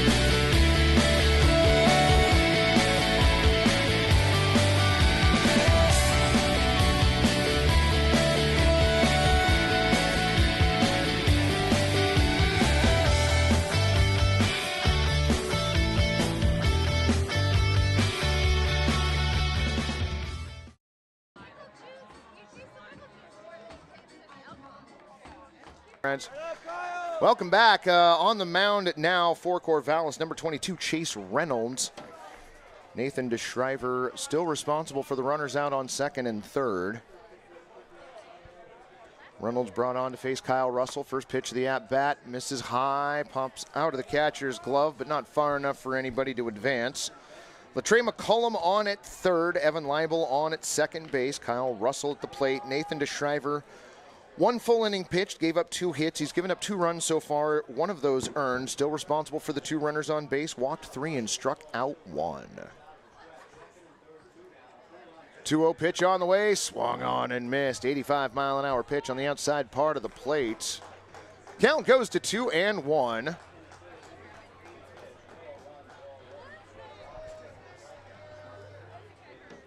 Runners get their leads. Reynolds set at the chest. 2-1 pitch on the way, swung on and a bounce towards third. Fielded by Scott, the throw over to Romero. Romero digs it out, and that will do it for the Pickles rally here in the 3rd inning, but they do plate 2 more runs, and we head to the top of the 4th inning. Your Pickles lead by a score of 4-0.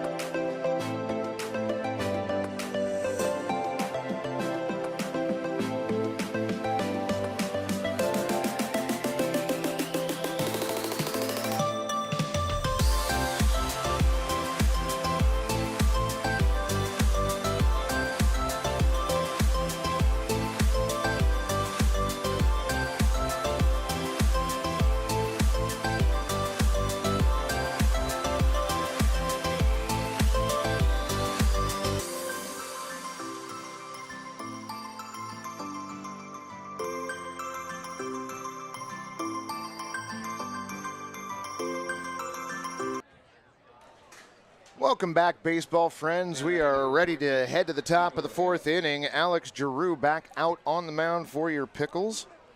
He's going to face Kiko Romero, Eli Kennel, and Xander Darby.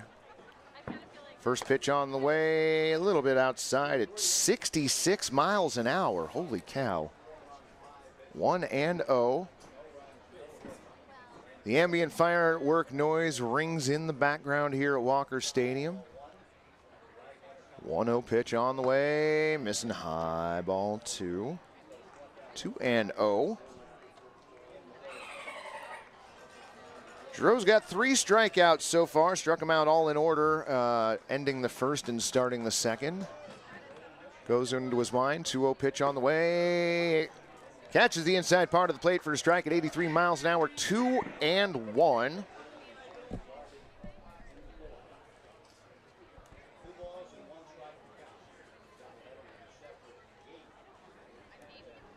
Kiko Romero swings at an 84-mile-an-hour pitch. Count goes to 2-2. Kiko Romero batting .267 on the season. 4 home runs, 15 RBIs. Wind and the 2-2 pitch on the way. Inside, ball 3, 3-2. Giroux thought he had it. Looked to be a little inside. That's how it was called. So the count now full. 3-2 pitch on its way in. Swung on in that one. Hit towards center field. Going back on the ball is Stancato. He is at the warning track, and that is off the top of the wall. That's in play. That is in play. Didn't go over. It's in play. Triple. So a triple, a lead-off triple for Kiko Romero.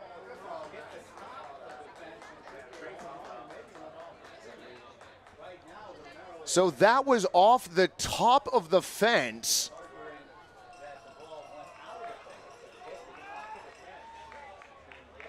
Seems to be a conversation and now a consensus about it.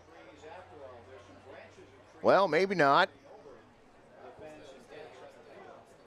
Shane Kelly having a conversation with the third base coach, and all right, we're good now. So a leadoff triple. That'll bring up Eli Kennel. Kennel from Oregon State University, batting .283 on the season, 3 home runs and 16 RBIs. That was the first hit for the Knights in Game 2. Coming here leading off the 4th inning. First pitch, the at-bat fouled off.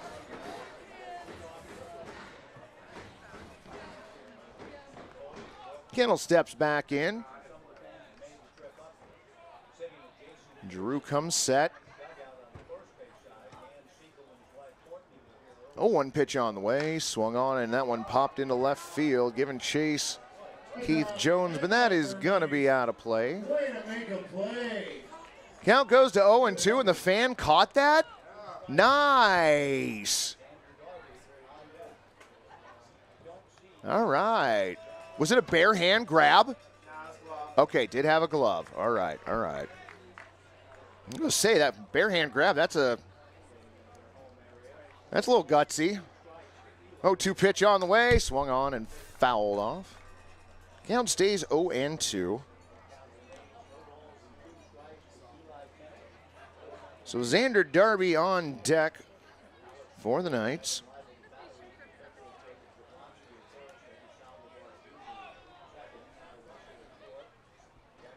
Giroux looks in. Has his sign from Leibel. Comes set at the chest, 0-2 pitch on the way, swung on and fouled off to the right this time. Count stays 0-2.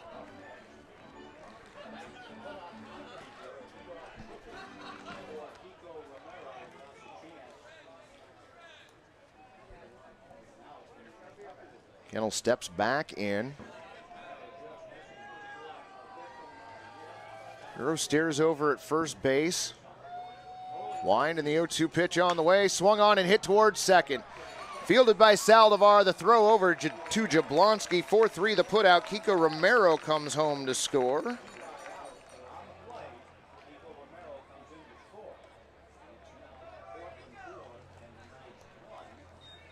So 4-1 now, and Xander Darby to the plate with nobody on. Batting number 12, Xander Darby. Darby batting .217 on the season, has a home run and 11 walks.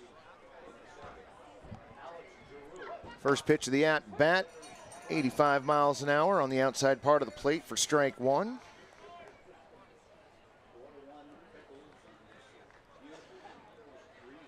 Darby from the University of Santa Barbara.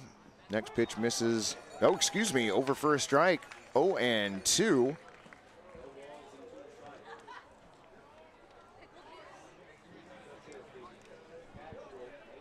Giroux working quickly once again, 0-2 pitch on the way, misses low ball 1-2.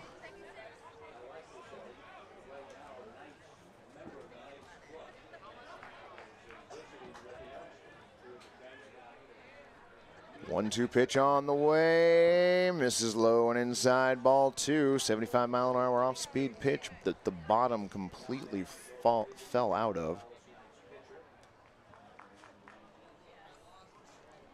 So Giroux was ahead in the count, 0-2. Darby has fought back to make it 2-2. Next pitch on the way, swung on and missed. That got him strike 3. Fourth strikeout for Alex Giroux. And with nobody on, 2 outs, that is going to bring up Spencer Scott. Slice of Atlas pizza. Pizza. I said a free slice of Atlas pizza. Spencer Scott from the U of Portland stands in, batting .296 on the year with 14 RBIs. First pitch called a strike at 85 miles an hour, 0-1. Spencer worked to walk his first trip up back in the second inning.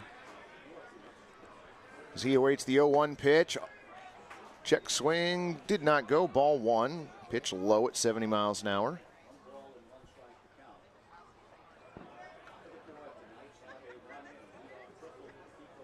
Drew into his motion now. 1-1 pitch on the way. Swung on and hit sharply into the hole. A diving Russell was able to slow the ball down but couldn't keep it in the infield. Jones comes in, retrieves it, and gets it back in. Spencer Scott aboard with a 2-out single.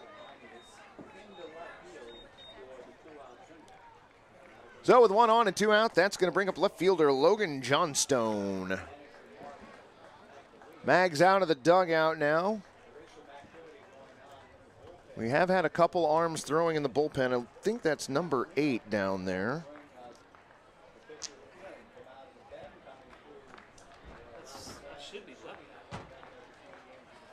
So it looks like that is going to be it for Alex Giroux. Fans, we're going to take a quick break, and we will be back with the line on Alex and the new pitcher here in just a moment.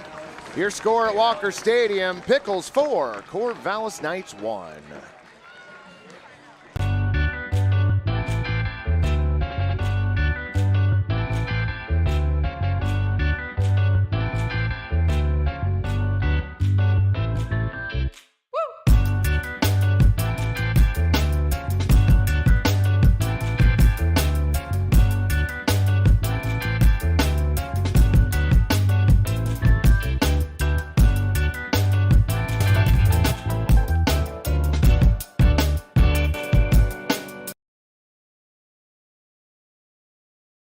Nobody has more than Marion's. Karastan carpet, waterproof flooring, area rugs, hardwoods, and so much more. Remnants, runners, bound rugs, carpet tiles, sheet vinyl, and laminates. Family owned and operated for 60 years. Oregon's largest stocking dealer. Thousands of square yards of carpet and thousands of square feet of waterproof flooring, all in stock. Quick installs and guaranteed lowest prices. In Portland and Wilsonville, hurry in.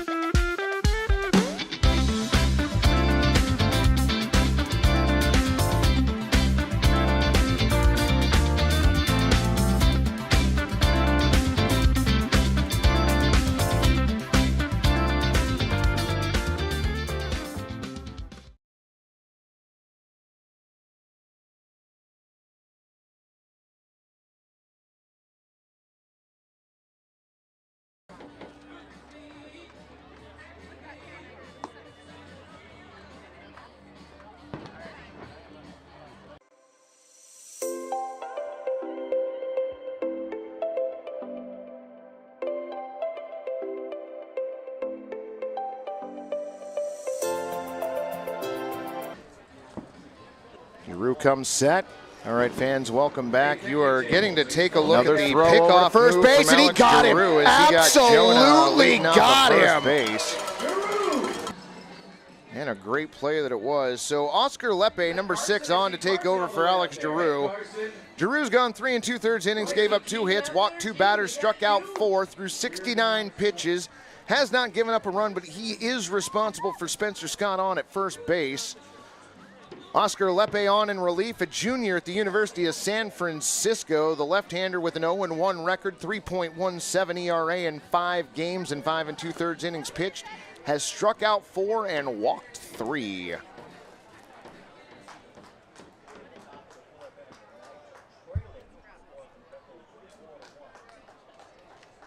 So Libelhand delivers the ball to Oscar Lepe, who climbs back up on the bump. Coming in with 2 outs here. Top of the 4th inning, runner on first, 1 run in. Pickles with a 4-1 lead. Left fielder Logan Johnstone to the plate.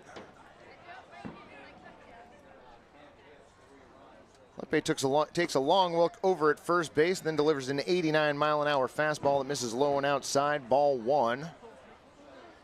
The frequency of the booms from the fireworks intensifies here at the stadium. Lepe looking over at first, Jablonski holding the runner on. 1-0 pitch on the way, inside, ball 2, 2-0. That one at 88 miles an hour. Pickles just needed an out to get out of the inning, having given up the 1 run.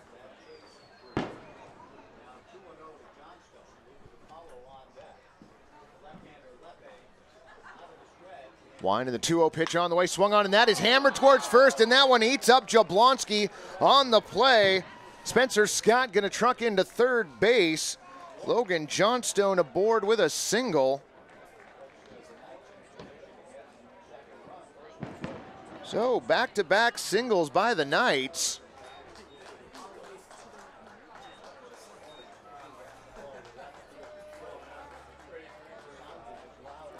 So with 2 on, 2 out, that is going to bring up Luca DiPaolo.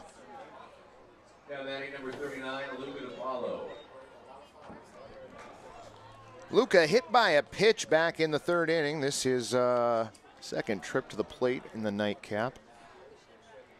Wind and the pitch on the way, misses outside, Again, ball 1. No line on the Pickles party deck. Party.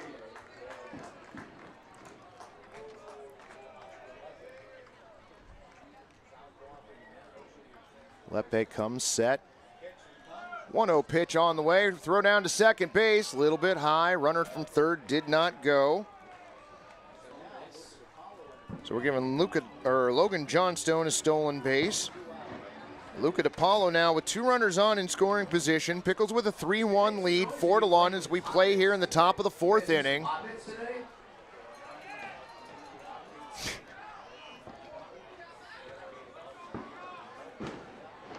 Wow, the firework noise is really picking up here. 2-0 pitch on the way in, misses outside, ball 3, 3-0. Oscar Lepe has the strike zone surrounded. And Debbie looking for 3 strikes, please, I understand. Lepe behind in the count, 3-0. Pitch on the way, over for a strike. 3-1. That one at 89 miles an hour in the corner of the strike zone. Lepe again comes set. 3-1 on its way in, misses high, ball 4. So Lepe's come in, giving up a single and now a walk. Bases full of Knights. Brian Grant out to the mound for a conversation.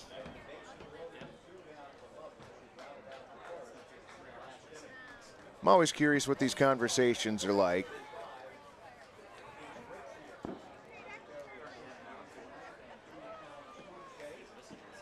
My speculation is, listen, if you don't have your best stuff and can't paint the corners, let them hit it, and you got 8 people behind you. Well, 7 technically.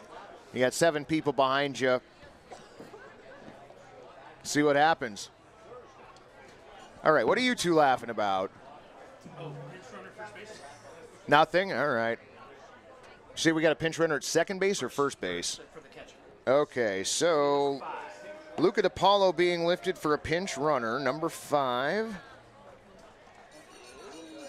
Tyler Quinn. So Tyler Quinn into pinch run for Luca at first base.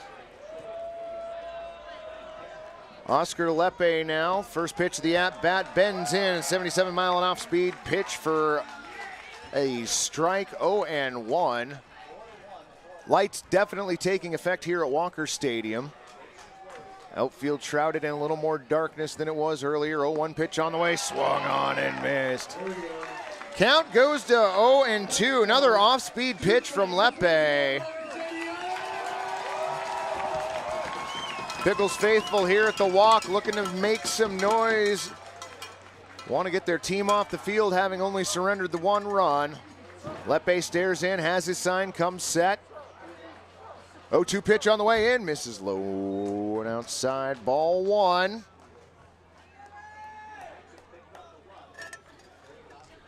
Mendicant hoping Oscar Lepe is the fire extinguisher, and he is in a bit of a jam right here. Base is full of Knights. Pickles up by 3. Count 1 and 2. Pitch on the way, misses. Oh, got him looking, strike 3. Ethan Lovelace called out on strikes, and that will do it for Corvallis here in the 4th inning. But fans, that was the 5th strikeout of the game, and that means that everybody here in attendance will be walking home with a coupon for a free slice of Atlas Pizza. Atlas, come for the pizza, stay for the pizza. And fans, we're going to stick right around here for the Dizzy Bat contest. Jeremiah, what's going on down there? You know, we got a special edition tonight. So 1 run that was earned. This year, his girlfriend may or may not work for the Pickles organization. Julia is here. 3 hits. Her boyfriend may or may not play. No errors and 3 runners left on. And Christy is here. And her son may or may not be Cole Phillip from the Portland Pickles. All right? We got Christy. We got Julia. We got Nick. Head on the bat, bat on the ground, 10 spins, as fast as you can. Don't embarrass Cole Phillip. All right, so the second installment of Dizzy Bat here this evening being run by Jeremiah Coughlin. If you somehow haven't seen this before, rule number 1, keep your bat on the ground. See, there we go. Jeremiah calling him out. Rule number 2, Jeremiah counts to 10. In a surreptitious sort of way, he eventually gets there. And then the fans take off and try and find Dylan, who has an ice cream bar.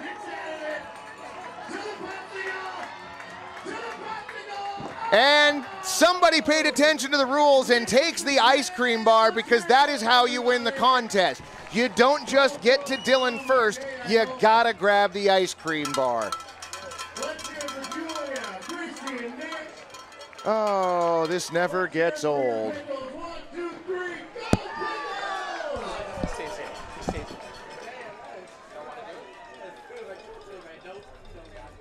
Back to baseball.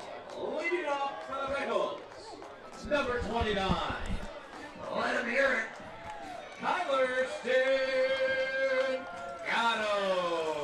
All right, fans, we are back to baseball here. It's going to be Kyler Stancano, Jackson Vanderbeek, and Keith Jones the second for your Pickles. First pitch of the bottom of the 4th inning at 83 miles an hour inside ball 1. So that is Chase Reynolds still out on the mound.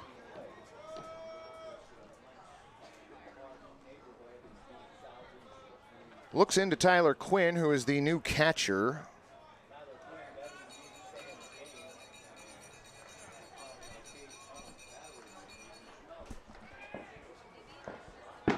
Comes set. 1-0 pitch on the way in. Swung on and fouled off at the plate. Count goes to 1-1.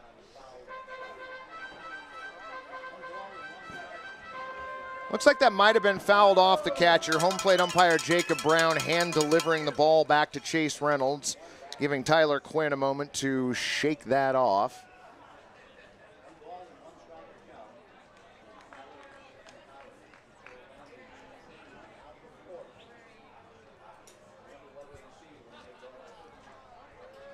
One pitch. Nope, not yet. Reynolds now comes set. 1-1 pitch on the way, swung on, and that hit towards second base. Ranging over Kennel, the throw over to Romero at first, and Kyler Stancano retired for 3.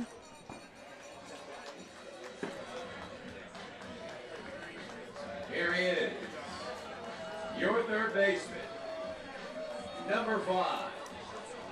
Let him hear it, Burms. Jackson. So one out, nobody on for third baseman Jackson Vanderbeek. 0 for 2 in the nightcap. Struck out back in the second. Popped out to first base his first time up. Reynolds winds and deals. Swung on and missed. 85-mile-an-hour fastball at the lower part of the zone. 0-1. There goes. Vanderbrake steps back in. Reynolds brings in the 0-1 over the inside part of the plate at 76 miles an hour for a strike. 0-2.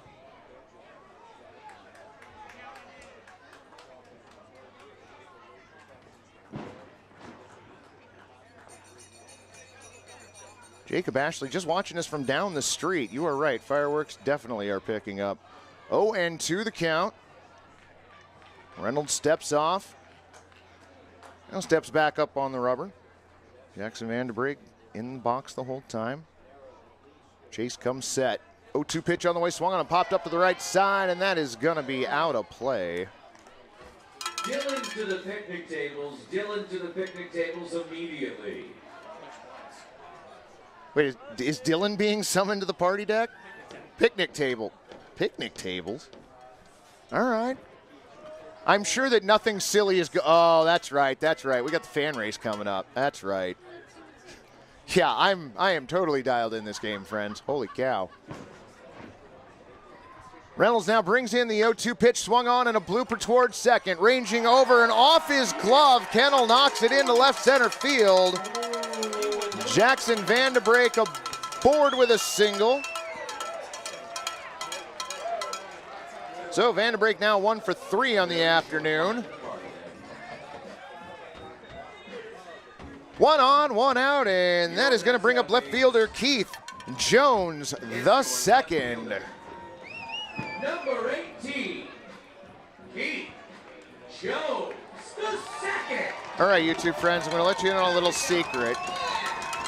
Standing next to me is Mike Gitz. He wants to be up here for part of the broadcast. He's not sure whether he wants to be part of the broadcast or not, but he's hanging out here listening and sort of checking out what we got going on.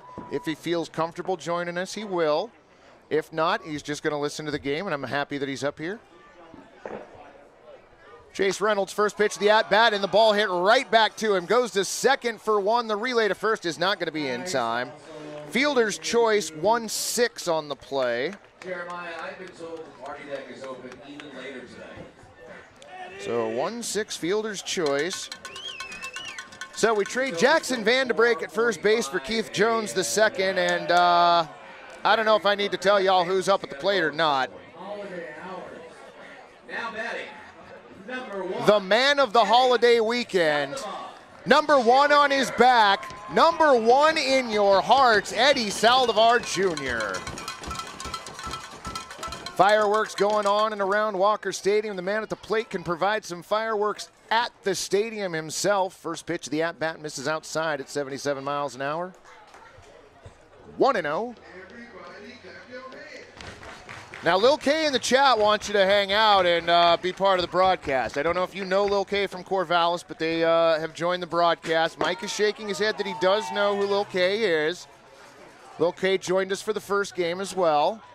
Second pitch missing outside, ball 2, 2-0. That's right, Bob Wisecarver, number 1, Eddie Saldivar Jr. Saldivar has had one heck of a weekend here at the stadium. Jones with the lead at first base, being held on by Romero. 2-0 the count to Saldivar.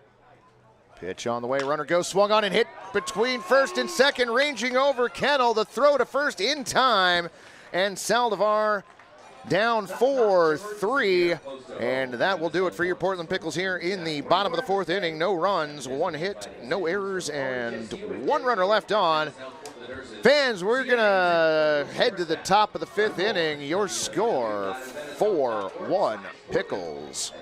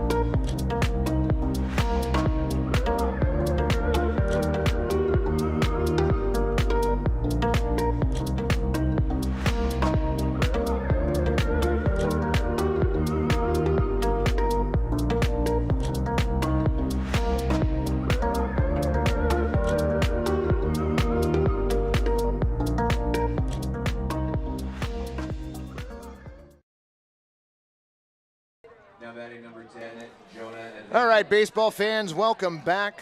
Walker Stadium, 4-1 your Pickles lead. Oscar Lepe back out on the mound for your Pickles. First pitch of the top of the 5th inning. Over for a strike at 77 miles an hour. Lepe ahead in the count, 1-0. I don't know where the static is coming from. I have tried every flipping thing to get rid of that. I don't even know. 0-1 pitch, foul off the left tone pole. Count going 0-2. Joan at the plate, going to be followed by Mason Lee and Kiko Romero. No line at the 40. This is one of those things where I don't know if I'm driving home after the game.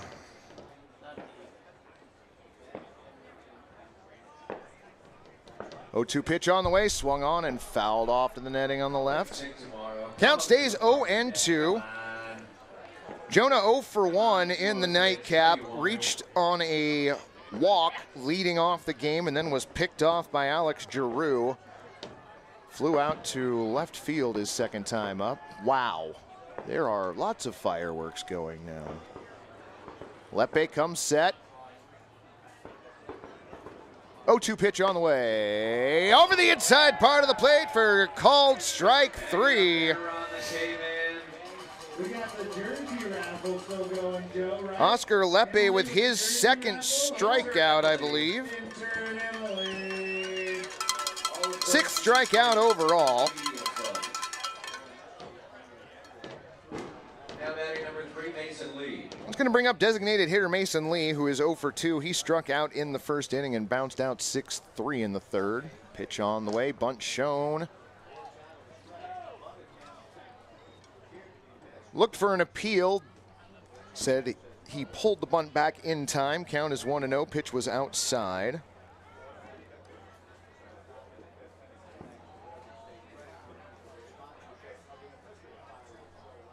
One-0 pitch on the way in, swung on that one, taken out to right field. Giving chase is McCollum. He gets there and makes the play, out number 2.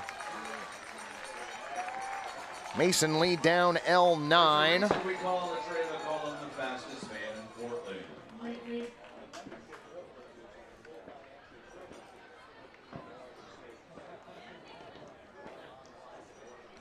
So nobody on, 2 down for Corvallis here in the top of the 5th inning. Pickles lead by a score 4-1.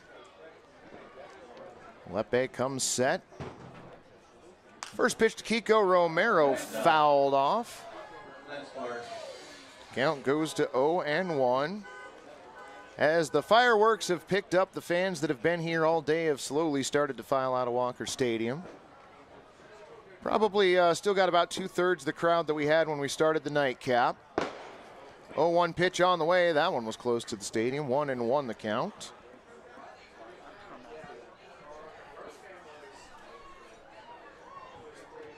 Didn't hear the announced attendance for game 2. The announced attendance for game 1, 3,437. 1-1 the count to Kiko Romero. Lepe's pitch on the way, swung on, and that was launched foul down the right field line. Holy cow.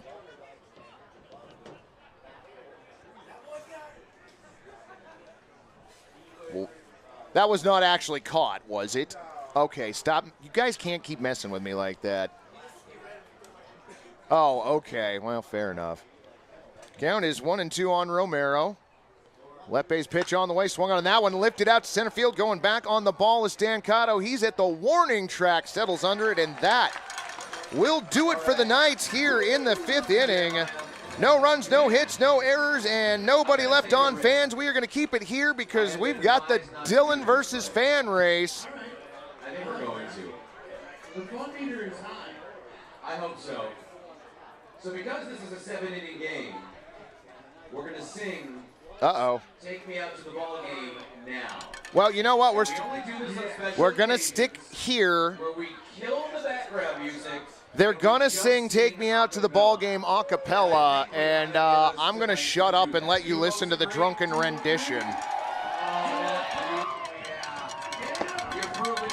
Already. So on the count of 3, no backing music, just our voices. Are you ready? 1, 2, 3. Take me out to the ball game. Take me out to the crowd. Peanuts and Cracker Jacks. I don't care if I ever get back to the fruit. Oh, wait, it's a shame. For it's 1, 2, 3 strikes, you're out at the old ball game. Are you Walker Stadium? You know what? Really good. I'm not going to lie. I really thought that would be a much more inebriated rendition of the song, but I got to give it to the Walker faithful here. Either the fans that got sloshed earlier have already left and left the ones that are still mildly sober, or everybody brought their singing. It is Wolf Wednesday. There was a doggo.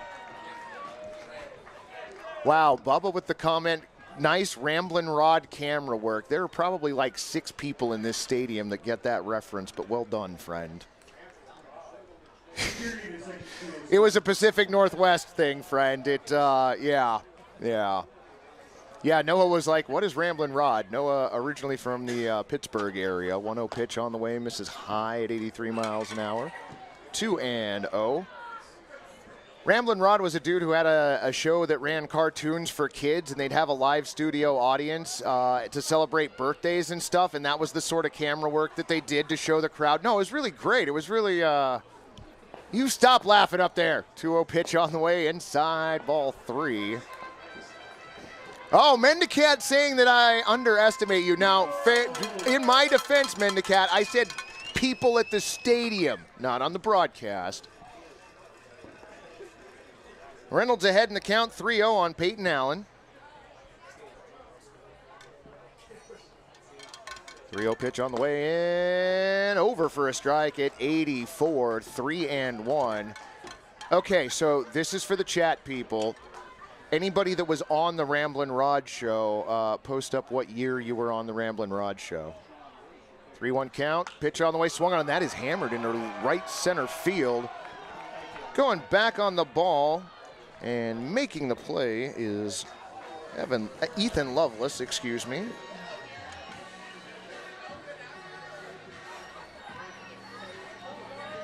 Here he is. Bonus points if they won the Number smile 15. Oh, Gary says bonus points if you won the smile contest. Good call. So Peyton Allen flies out to right field for the first out of the inning. Jacob Jablonski now to the plate with nobody on and 1 down. Pitch on the way, misses inside at 85, ball 1. Let's see, I think it was for my 8th birthday, so that would have been 1985? I think it was 85 I was on the Ramblin' Rod show. Might have been my 7th birthday, which would have made it 84. 1-0 pitch on the way, misses high, ball 2, 2-0. Wait a minute. My mom was on Ramblin' Rod? How in the world did I not know that? My madre checking in the chat, letting people know that she was on there, and as a parent, it was me that she brought there. 2-0 pitch on the way, that one over for a strike. 83 miles an hour, 2-1 the count now on Jablonski. Mendicant was on in 86, okay, all right. 2-1 pitch on the way. Swung on that one, lifted into right center field, and that one's going to get down for a base hit.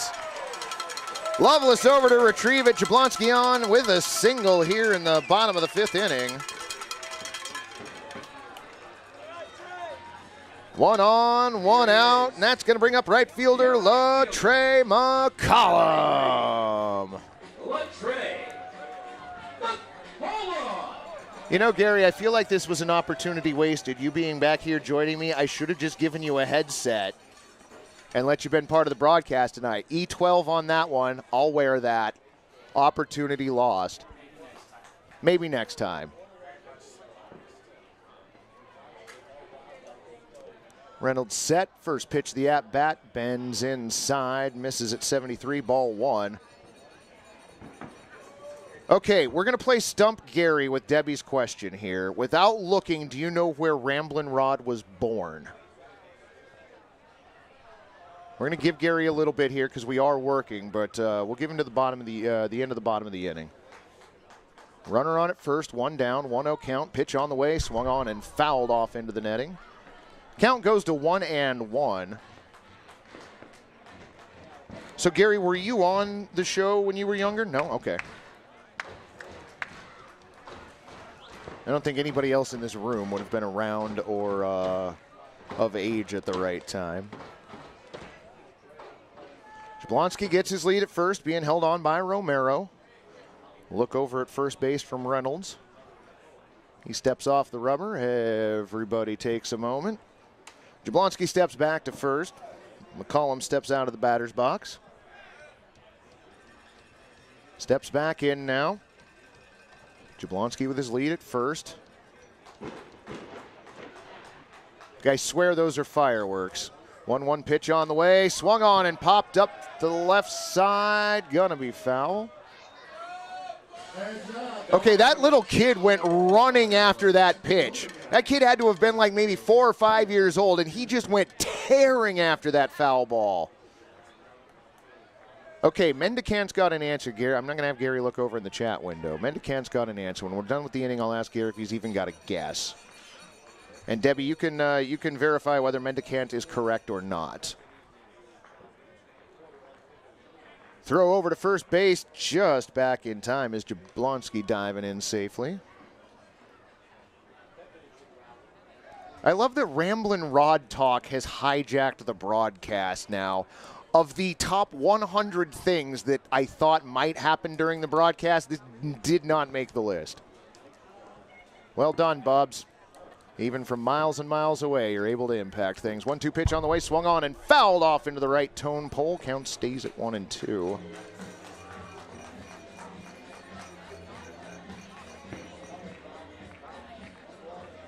Back watching while waiting for fireworks over Lake Siskiyou. Yours come later. Michael Summers checking in.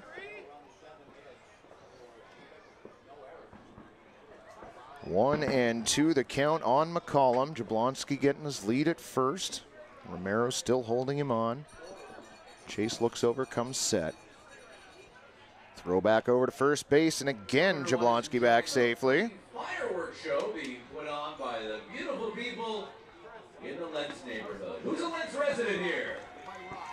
Hey, we got a number of people from the Lentz neighborhood here. That is the neighborhood in southeast Portland where Walker Stadium is located, one of my favorite areas of Portland. Reynolds comes set. 1-2 pitch on the way, swung on and a blooper towards second base. It does bounce. A toss over to second base, and that pulls Darby off the bag. Kennel had to retrieve the ball, went to underhand it towards Darby, but did so high, dragging Darby off the base. So Jablonski moves on to second base, and a fielder's choice for McCollum. Here he is. So runners on at first and second. 1 out. Evan Leibel to the plate. Evan came up to home plate in the second. He walked. Evan came back up to home plate in the third. He walked. Now he comes up to the plate in the fifth inning. 2 runners on, 1 out. Fake back to second base, and it's a good thing that Reynolds didn't let go of the ball. If Darby was supposed to be covering the bag, he was not. However, it did force Jablonski to slide back safely. All right, Debbie's saying that Mendicant does not have the right answer, so I still will ask Gary at the bottom of this inning if he even has a guess. Runners take their lead at first and second. Reynolds, first pitch of the at-bat, misses high and outside. Ball 1, 77 miles an hour on that pitch. Fans, I really would like to thank you for joining us for today's broadcast. Whether you were here for just the second game or for everything that we've had to show you here, thanks for joining us. We really do appreciate it. Always happy to have you along. Reynolds now has the sign he wants. Comes set. 1-0 pitch on the way, misses outside, ball 2, 2-0. My name is Mike Chex. I am working alongside Gary, Noah, Jay, Cam, and a host of other people. Matthew, who's been banished to the party deck. Although I don't really know what the weather today, if we can call that banished. He's just not up here with us. 2-0 the count. Glance back at second base. Jablonski dancing off the bag. Swung on and missed. Count goes to 2-1. And, of course, joining us in the booth for tonight's broadcast, Mike Parker from the Corvallis Knights doing the audio broadcast. It's been absolutely wonderful having him join us. 2-1 the count. Reynolds looks back at second, again fakes the throw. This time Jablonski's like, yeah, there's nobody here. Saunters back to the base. And Darby is cheating a little over towards second. Jablonski does need to be careful that he doesn't sneak in there just in case. Yeah, see. 2-1 pitch, swung on and missed. Swung through a 75-mile-an-hour pitch in the middle of the plate. Count goes to 2-2 on Leibel. Kyle Russell on deck. The pace of this game, we're going to say, is just a little slower than game one. Reynolds comes set. 2-2 pitch on the way. Swung on and popped foul on the left. So Wade checks in with a guess. Debbie says no, that was not correct either. I love that this has now turned into a trivia contest. We've got everything going on here. 2-2 the count. I still have a bobblehead to give away to the person who answered what Mags came out of the dugout to discuss with the home plate umpire in the first inning. 2-2 pitch on the way, swung on and missed. Evan Leibel down on strikes. First times that he has been retired today. I have that as Chase Reynolds' first strikeout. Now batting. And with 2 on, 2 out, that is going to bring up your shortstop, number 34, Kyle Russell. All right, Debbie, when this inning ends, I'm going to ask Gary, and I have a guess of my own. Reynolds looking to get out of this inning without surrendering a run. 2 runners on, 2 outs. First pitch to Russell, swung on and a bouncer between short and third. Darby's got it, the long throw over to first, in time. Russell out on the play, 6-3, and that will do it for the Pickles here in the 5th inning. No runs on 1 base hit, no errors, and 2 runners left on. All right, I'm going to keep it here for just a second, friends, because I got to ask Gary, do you have a guess as to where Ramblin' Rod was born?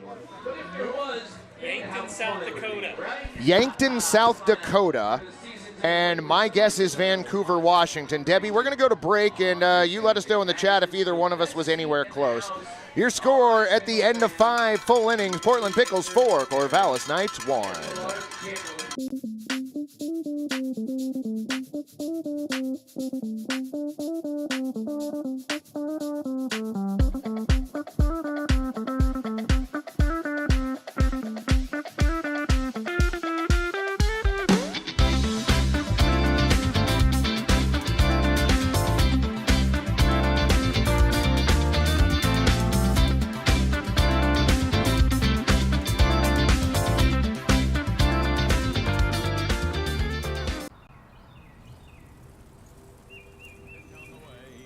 And fouls it off. It'll reach the seats over back of the Tiger dugout. And the man from Walla Walla will pick up.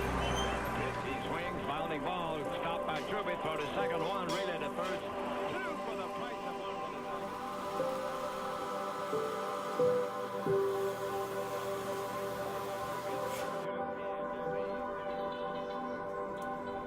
There's a breaking ball in for a strike, and he stood there like bound by the side of the road and on to go by. Struck him out. That's the 3rd strikeout. Right-hander against the right-hander. The outfield is straight up in deep fielder. He is the DH today.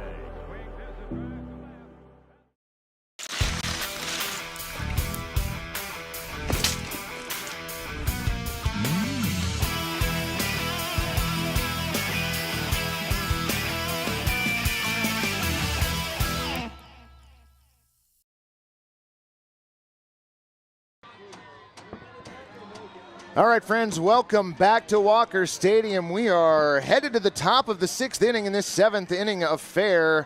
Portland Pickles with a 4-1 lead. I believe in the middle of this inning is when we are doing the Dillon versus Fan race, so we'll be keeping the broadcast here.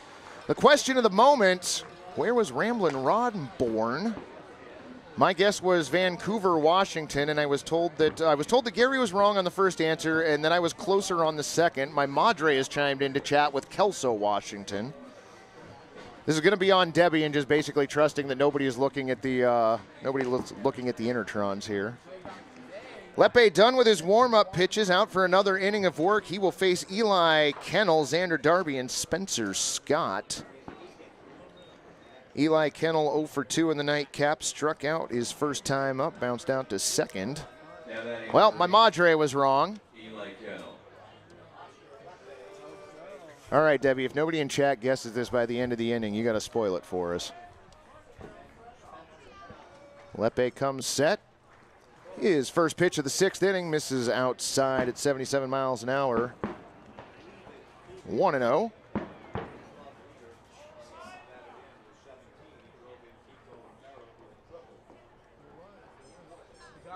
Lepe now brings in the 1-0 and brings it way inside at 86 miles an hour. Count goes to 2-0. Kennel doing a good job jumping out of the way of that pitch. For Dolphin.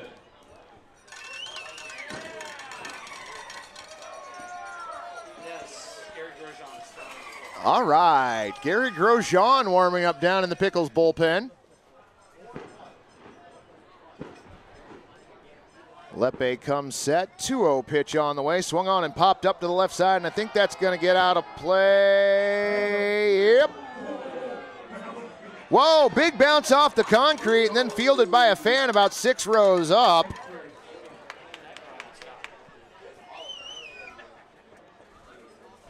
I'm no fun. Remember, we've only got 7 innings, Debbie. We can't do this all night. I am glad that the conversation about Ramblin' Rod has spurred this much conversation, though. That's a trip down memory lane. Holy cow. 2-1 the count. Lepe comes set. Pitch on the way. Swung on and spoiled foul on the left side once again.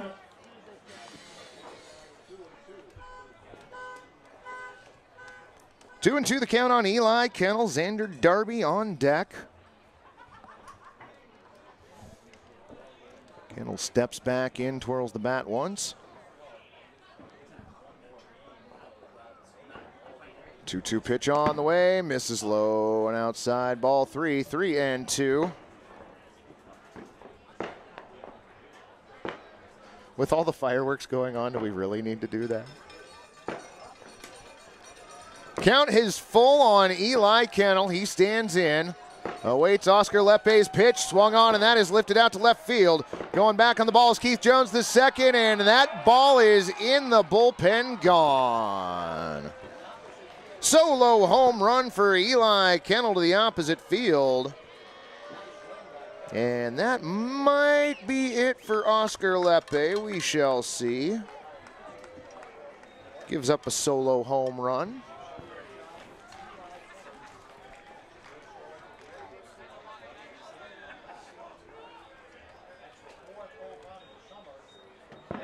Nope, looks like Mags is staying put. Quite the checks mix tonight, covering so many topics. You are not wrong about that. That one taken foul on the first pitch, 0-1. That one fouled off at 87 miles an hour.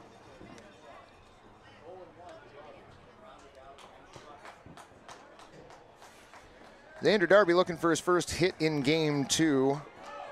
Bounced out to first base, struck out his last time up. 0-1 pitch taken outside. Ball 1, 1-1.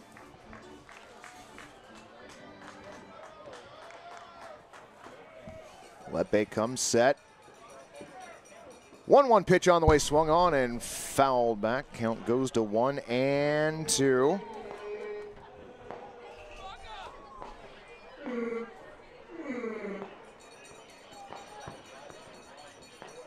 You know, it was the first homestand where we had fans of the Wookiee noise, and they were battling it out with the more Dolphin people, and the Wookiee people have gone away. Swung on and missed. Lepe strikes out Xander Darby. 7th strikeout overall. 3 strikeouts for Oscar Lepe.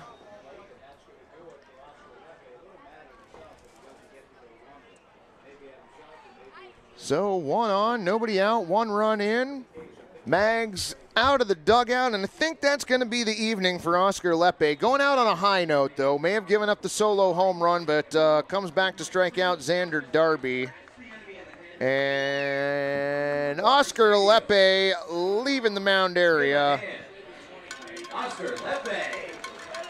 All right, fans, we are going to take a quick break because I could use some water. We will have a new pitcher here in a moment. We'll come back with Oscar Lepe's line and the new pitcher information in just a moment. Your score, 4-2 Pickles.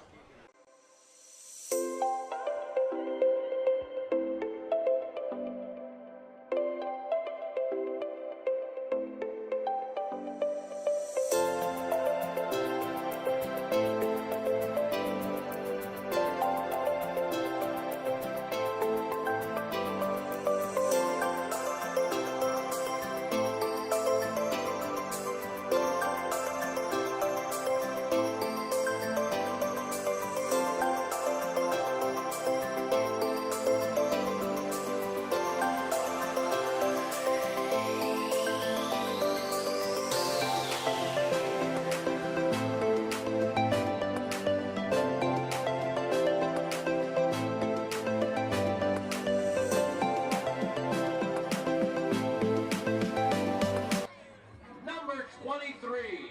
Start making some noise for your boy, Gary Grosjean.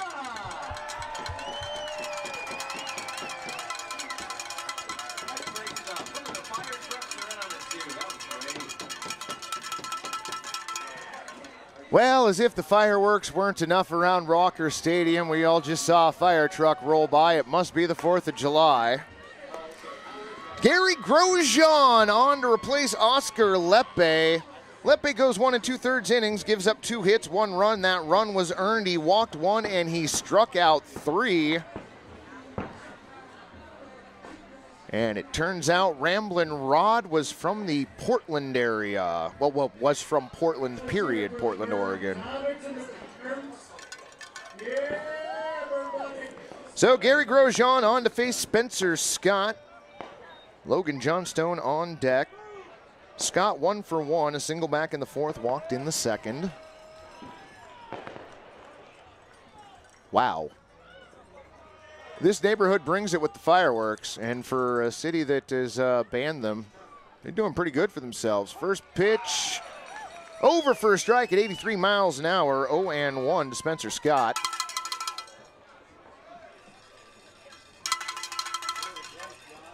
Grosjean looks in, shakes off Leibel, asks him to come out for a conversation.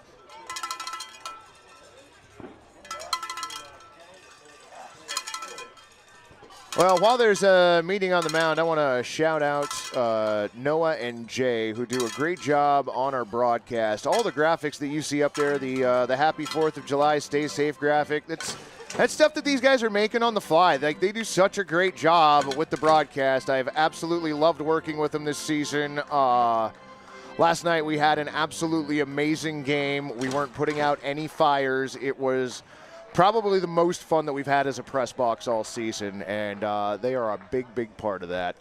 0-1 pitch on the way from Grosjean. Bouncer to third, fielded by Vandenbrake. The throw over Jablonski. And Spencer Scott down 5-3.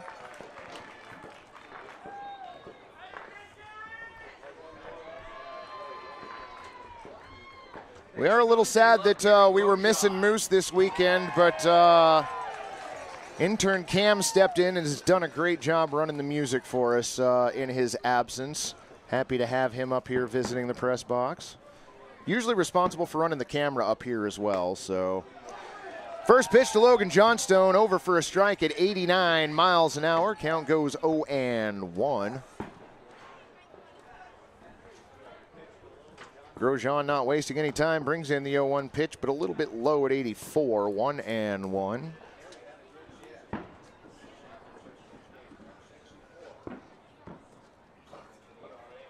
Grosjean stares in, now has his sign, goes into his motion, brings in the 1-1, but outside at 89. Count goes to 2-1.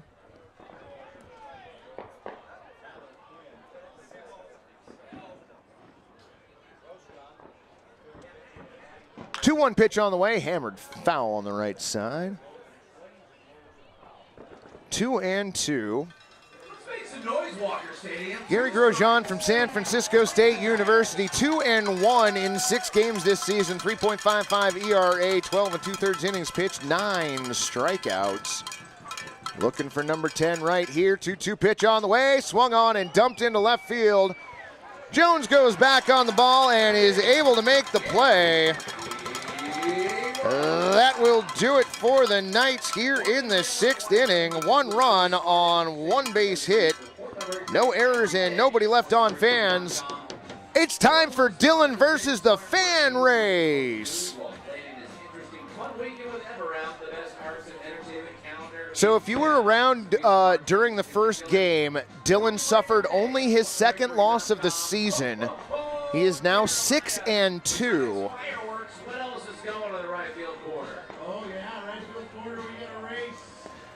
Now, my question is this a fan that has been here since the first inning of the first game? And if so, how many of the beer bats have they consumed so far? Make some noise for our boy Dylan. 3, 2, 1, go! And they're off. They are neck and neck past the visiting bullpen. They are neck and neck as they get to the Atlas Pizza sign. Fans starting to take a lead at the Manscaped banner, now pulling ahead as he gets under the official league banner, raising his arms in victory as he reaches the Wickles, Pickles, and wow, that one was close, but Dylan 0 for 2 tonight. Is Dylan beating him up down there? What is... He had his... Oh, no, you are kidding. Oh, that's brilliant. That is a brilliant fan. Well done. Well done. So Dylan falls to 6-3 on the season, losing both in the doubleheader. Nobody in the press box thought that was going to happen. Wow. All right. So Dylan loses to a fan that was taking a selfie video the second half of the run. That's pretty impressive.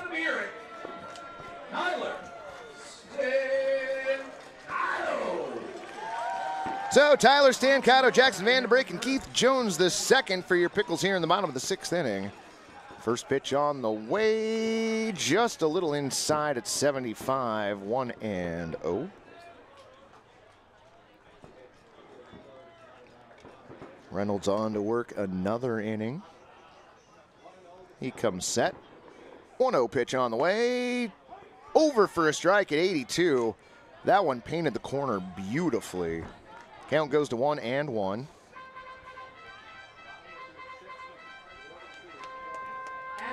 Someone's been drinking the pickle juice. That's pretty good. That's pretty good.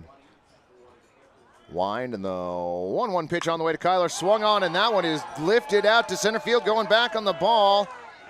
And that, holy cow! Hasta luego, arrivederci, sayonara. That means goodbye. Solo home run, Kyler Stancato. Advincula went back on the ball, and he didn't go too quickly. I thought that Walker Stadium was going to hold that, but it did not. 96-mile-an-hour exit velocity.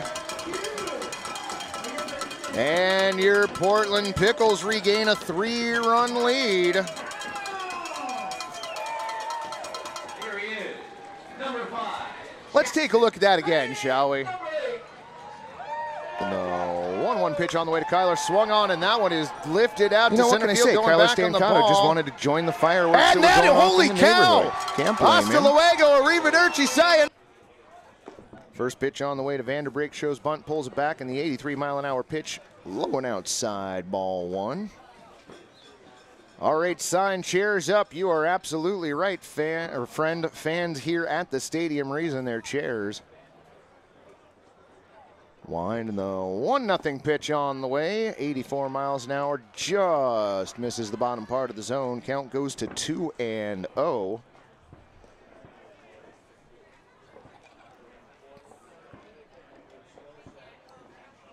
Chase comes set, has his sign. 2-0 pitch on the way. Swung on in that one, taken out to left field, but shallow. Everybody give and run. Will it stay fair? No, it does not. Sliding attempt to catch that by Darby. Couldn't quite bring it in.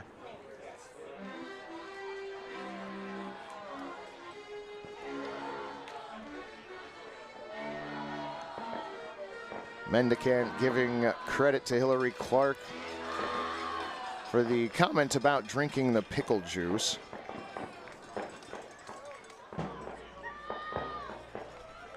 Oh, the drum that was here is being used finally. As if the soundtrack of fireworks wasn't enough. Wind and the 2-1 pitch on the way, misses outside, ball 3-1. Fans, if you haven't had enough Pickles baseball, you can purchase your tickets at picklestickets.com. You can check out the promotional schedule. We've got Tattoo Tuesday coming up tomorrow, Wolf Wednesday the day after that. 3-1 pitch on the way, called strike 2.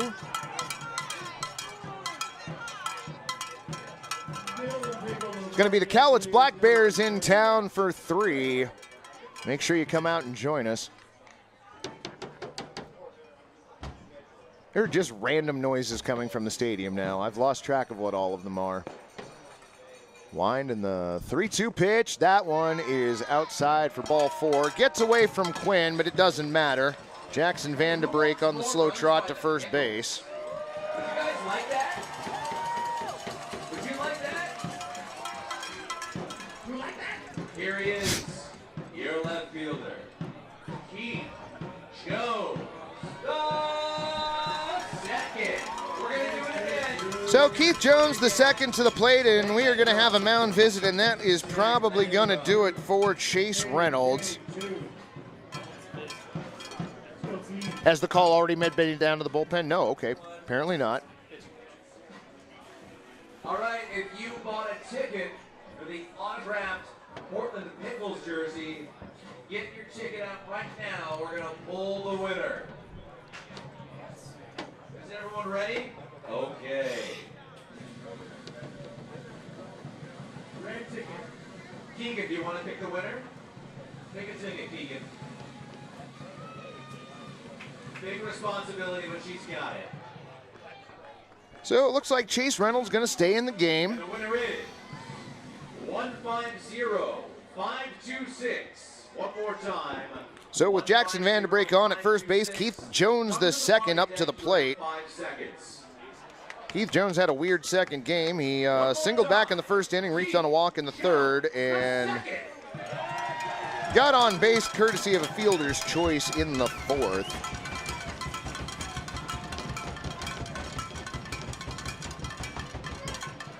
Reynolds first pitch to Jones, and Jones pops it up into the netting behind him. Count goes to 0-1. RH signs all about Keith Jones the second.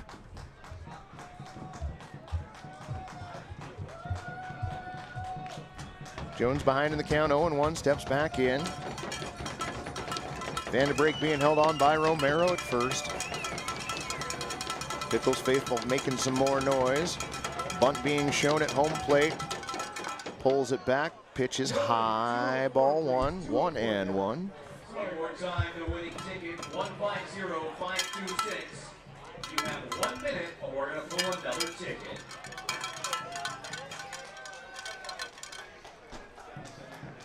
One and 1 the count on Keith. Vandebrake lead at first. 1-1 pitch on the way, bunt shown again and pulled back. Ball 2. 2-1.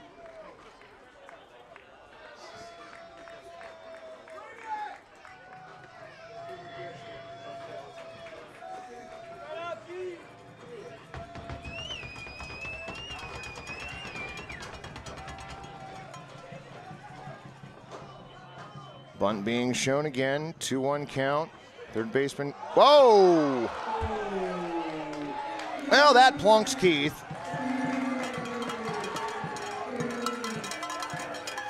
So Jackson Vandenbrink down to second. Keith Jones on at first, courtesy of the HBP. Anyway, congrats to Molly. She won the signed Pickles jersey. And that'll do it for Chase Reynolds. So we're going to take a break. I'm going to catch my breath. We're going to give you Chase Reynolds' line and introduce the new pitcher here in just a moment. Fans, your score at Walker Stadium, 5-2 Pickles.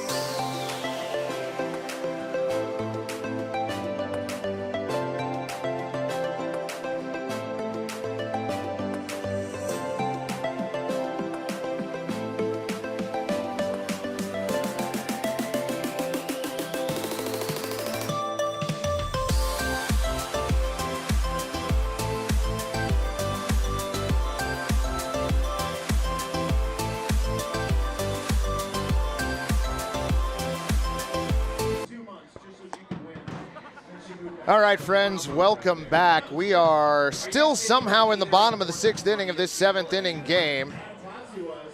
I mean, I guess it didn't start until 7:30, so we're only at the 2-hour, 45-minute mark. But, wow, this game's gone a lot slower than the first one. On the mound, Caleb Cantola takes over for Chase Reynolds. Reynolds goes 2 1/3 innings, gives up 3 hits, 1 run. That was earned. Walks a batter, hits a batter, and strikes a batter out. Cantola brought on to face Eddie Saldivar Jr. with 2 runners on. Saldivar showing a bunt.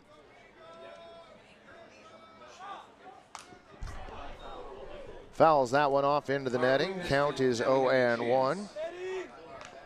Batting for your Pickles, Eddie Saldivar Jr.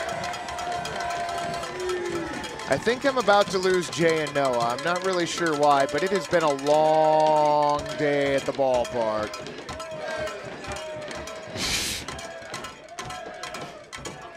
Oh, you two are the greatest. So bunt being shown again, 0-1 count.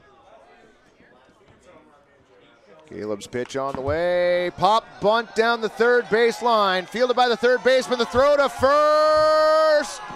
In time. On the play, Jackson Vandenbrake advancing to third. Keith Jones, the second, advances to second. Very, very close play at first, but Saldivar out 5-3.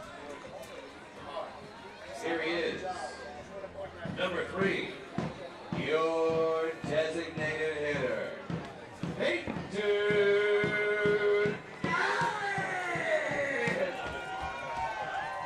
So 2 runners on in scoring position, 1 down, and that is going to bring up designated hitter Peyton Allen. Caleb steps off the mound. Caleb, a tall kid out there on the mound. Intentional walk. Oh, and an intentional walk being issued to Peyton Allen. I do not write the IW in the book terribly often, but Here he is. Number 15. If you're still here, get on your feet for your first baseman, Jacob.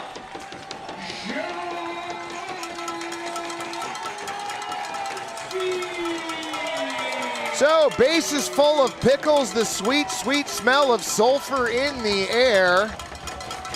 And it's Jacob Jablonski at the dish.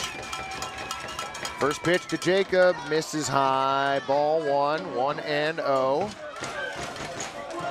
Well, Caleb appears tall from up here because he is 6'7", a junior at Lipscomb University. Wow, it is loud. Caleb comes set. 1-0 pitch on the way, swung on and missed. Count evens up at 1-1.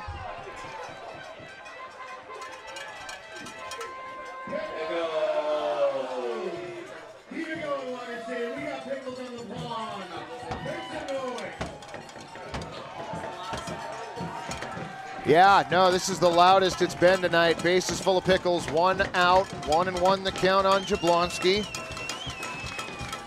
Caleb has his sign, 1-1 pitch on the way, misses low, ball 2, 2-1.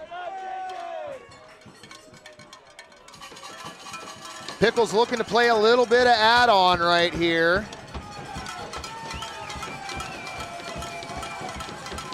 The rowdy and probably somewhat inebriated crowd making a ton of noise. 2-1 pitch coming in, swung on and missed. Count, or fouled off, excuse me. Count goes to 2-2.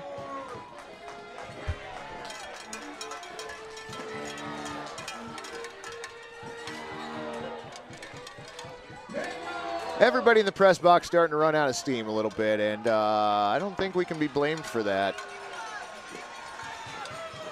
I don't know if we need a coffee pot up here or an espresso machine or what. I'm going to lobby for something, though. If there's an energy drink company out there that would like to sponsor the press box, get a hold of us. We would appreciate that. 2-2 pitch on the way. Swung on and missed, strike 3. Jablonski down on strikes. So, first strikeout for Caleb Cantola. Now batting, your right fielder, Latrey. Fireworks falling in your yard? That's not good. I am a little bit worried about my house. Base is still full of Pickles. Latrey McCullum at the dish. Caleb Cantola stands tall on the mound. Brings in the first pitch of the at-bat, swung on and missed. Count 0-1. The Rally Gator back in the crowd.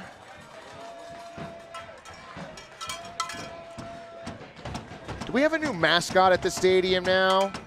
Do we have Rally Gator?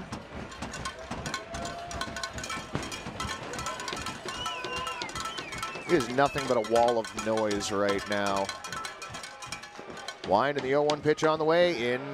Catches the inside part of the plate for a strike. 0-2.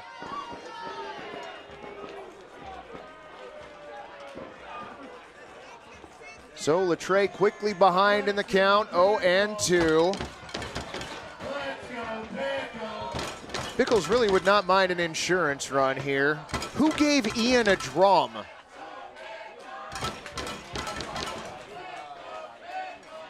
Wind in the 0-2 pitch on the way. Swung on and missed. Went fishing for a pitch that was well outside the zone, and that will do it for your Pickles here in the 6th inning. But they do tack on one more run. Fans, we are somehow finally at the top of the 7th inning. We'll be back in 90 seconds. Your score, Portland 5, Corvallis 2.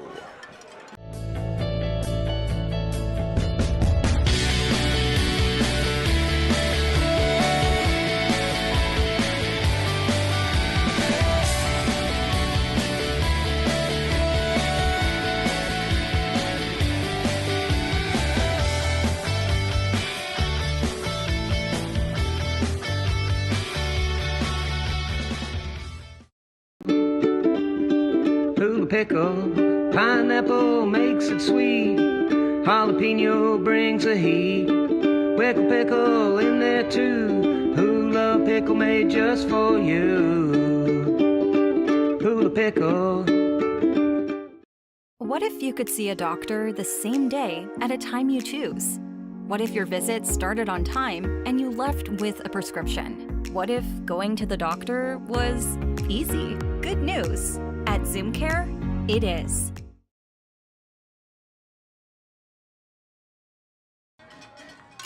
All right, baseball fans, welcome back. We are in the top of the 7th inning, which theoretically should be the final inning. So White being in left, replacing Keith Jones. So Keith Jones being replaced in left field. And I'm sorry, Gary, who is that with? White King left field. Wyatt King now in left field. So Wyatt King taking over for Keith Jones II.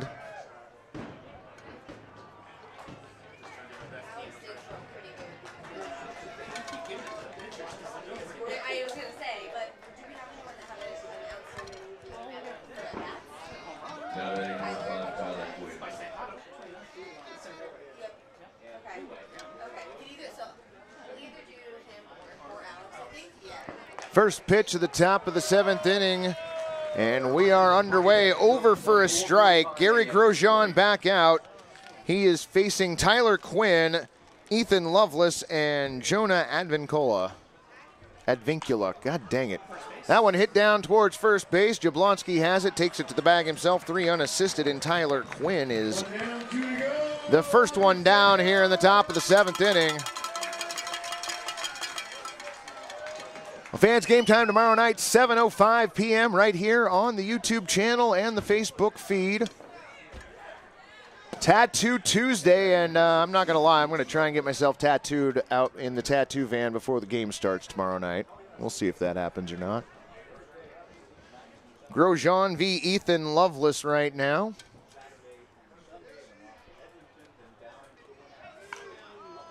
Lovelace with a beautiful bunt down the line, fielded the throw to first, not in time. Bunt single by Ethan Lovelace.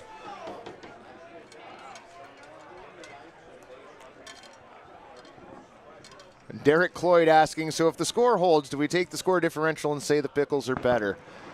No, you know what? I think the best time to settle that argument will be in the playoffs, friends. Now batting number 10. Jonah Advincula. So Jonah Advincula to the plate. Walked to lead off the game, struck out, and flew out to left field. RH sign's going to be there for Wolf Wednesday. Well, if you are, come and say hi. First pitch on the way. Misses ball one. 1-0.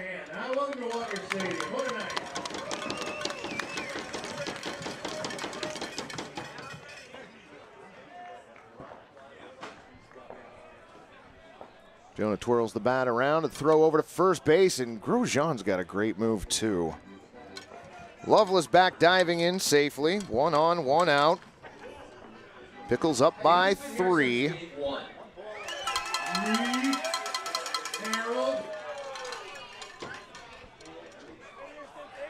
1-0 the count, pitch on the way, bunt being shown over for a strike, 1-1.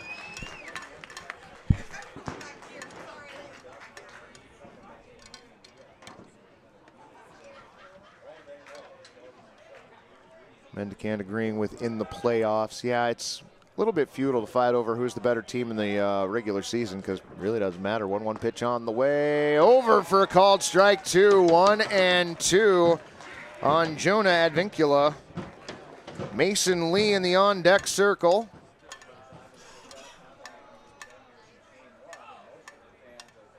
Grosjean stares in at Leibel. Has his sign. 1-2 pitch on the way. Swung on and golfed towards first. Jablonski decides to just take the sure out at first. 3 unassisted again. Fielder's choice this time on the play. Loveless moves down to second base.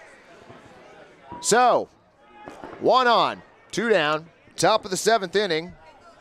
Quite possibly the last inning that we will be playing tonight.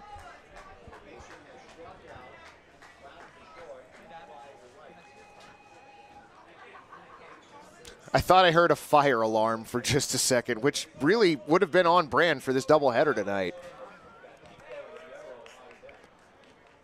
Grosjean will look back at second base. Pitch on the way. Misses inside. Ball 1. 1-0. We don't have terribly long, but fans in the chat, if you were here for every inning of both games, show yourself real quickly. Look back at second base. 1-0 pitch on the way. Over for a strike. Count goes to 1-1. Oh, and I got a bobblehead to give away. That's right. I knew who was going to win that, too. I'm going to go back a ways.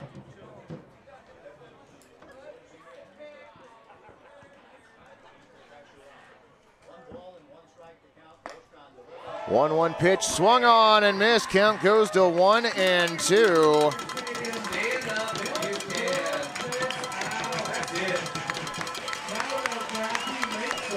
2K for Venom. You win the bobblehead tonight, friend. I'm going to figure out how to get that to you or something. 1-2 pitch on the way. Swung on and fouled off. Yeah, I gave away a bobblehead. This was hours ago, back in the first inning of this game, or it seems like hours ago. 1-2 the count. Pickles fans making some noise. Grosjean comes set. Mason Lee awaits the 1-2 pitch. Swung on and foul tipped, and that will do it.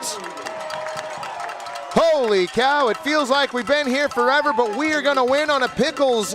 We are going to end on a Pickles victory. Portland able to split the doubleheader with Corvallis. Your Pickle Finance final numbers of the game for the visiting Corvallis Knights. 2 runs on 5 hits and 2 errors. For your victorious Portland Pickles, 5 runs on 8 hits and no errors. Fans, thank you for sticking with us for however long you've been a part of the broadcast. I appreciate all of you. Thank you for joining us. If you're not too worn out, we're going to do it again tomorrow night at 7:05 p.m. against the Cowlitz Black Bears. Check us out here on YouTube or Facebook.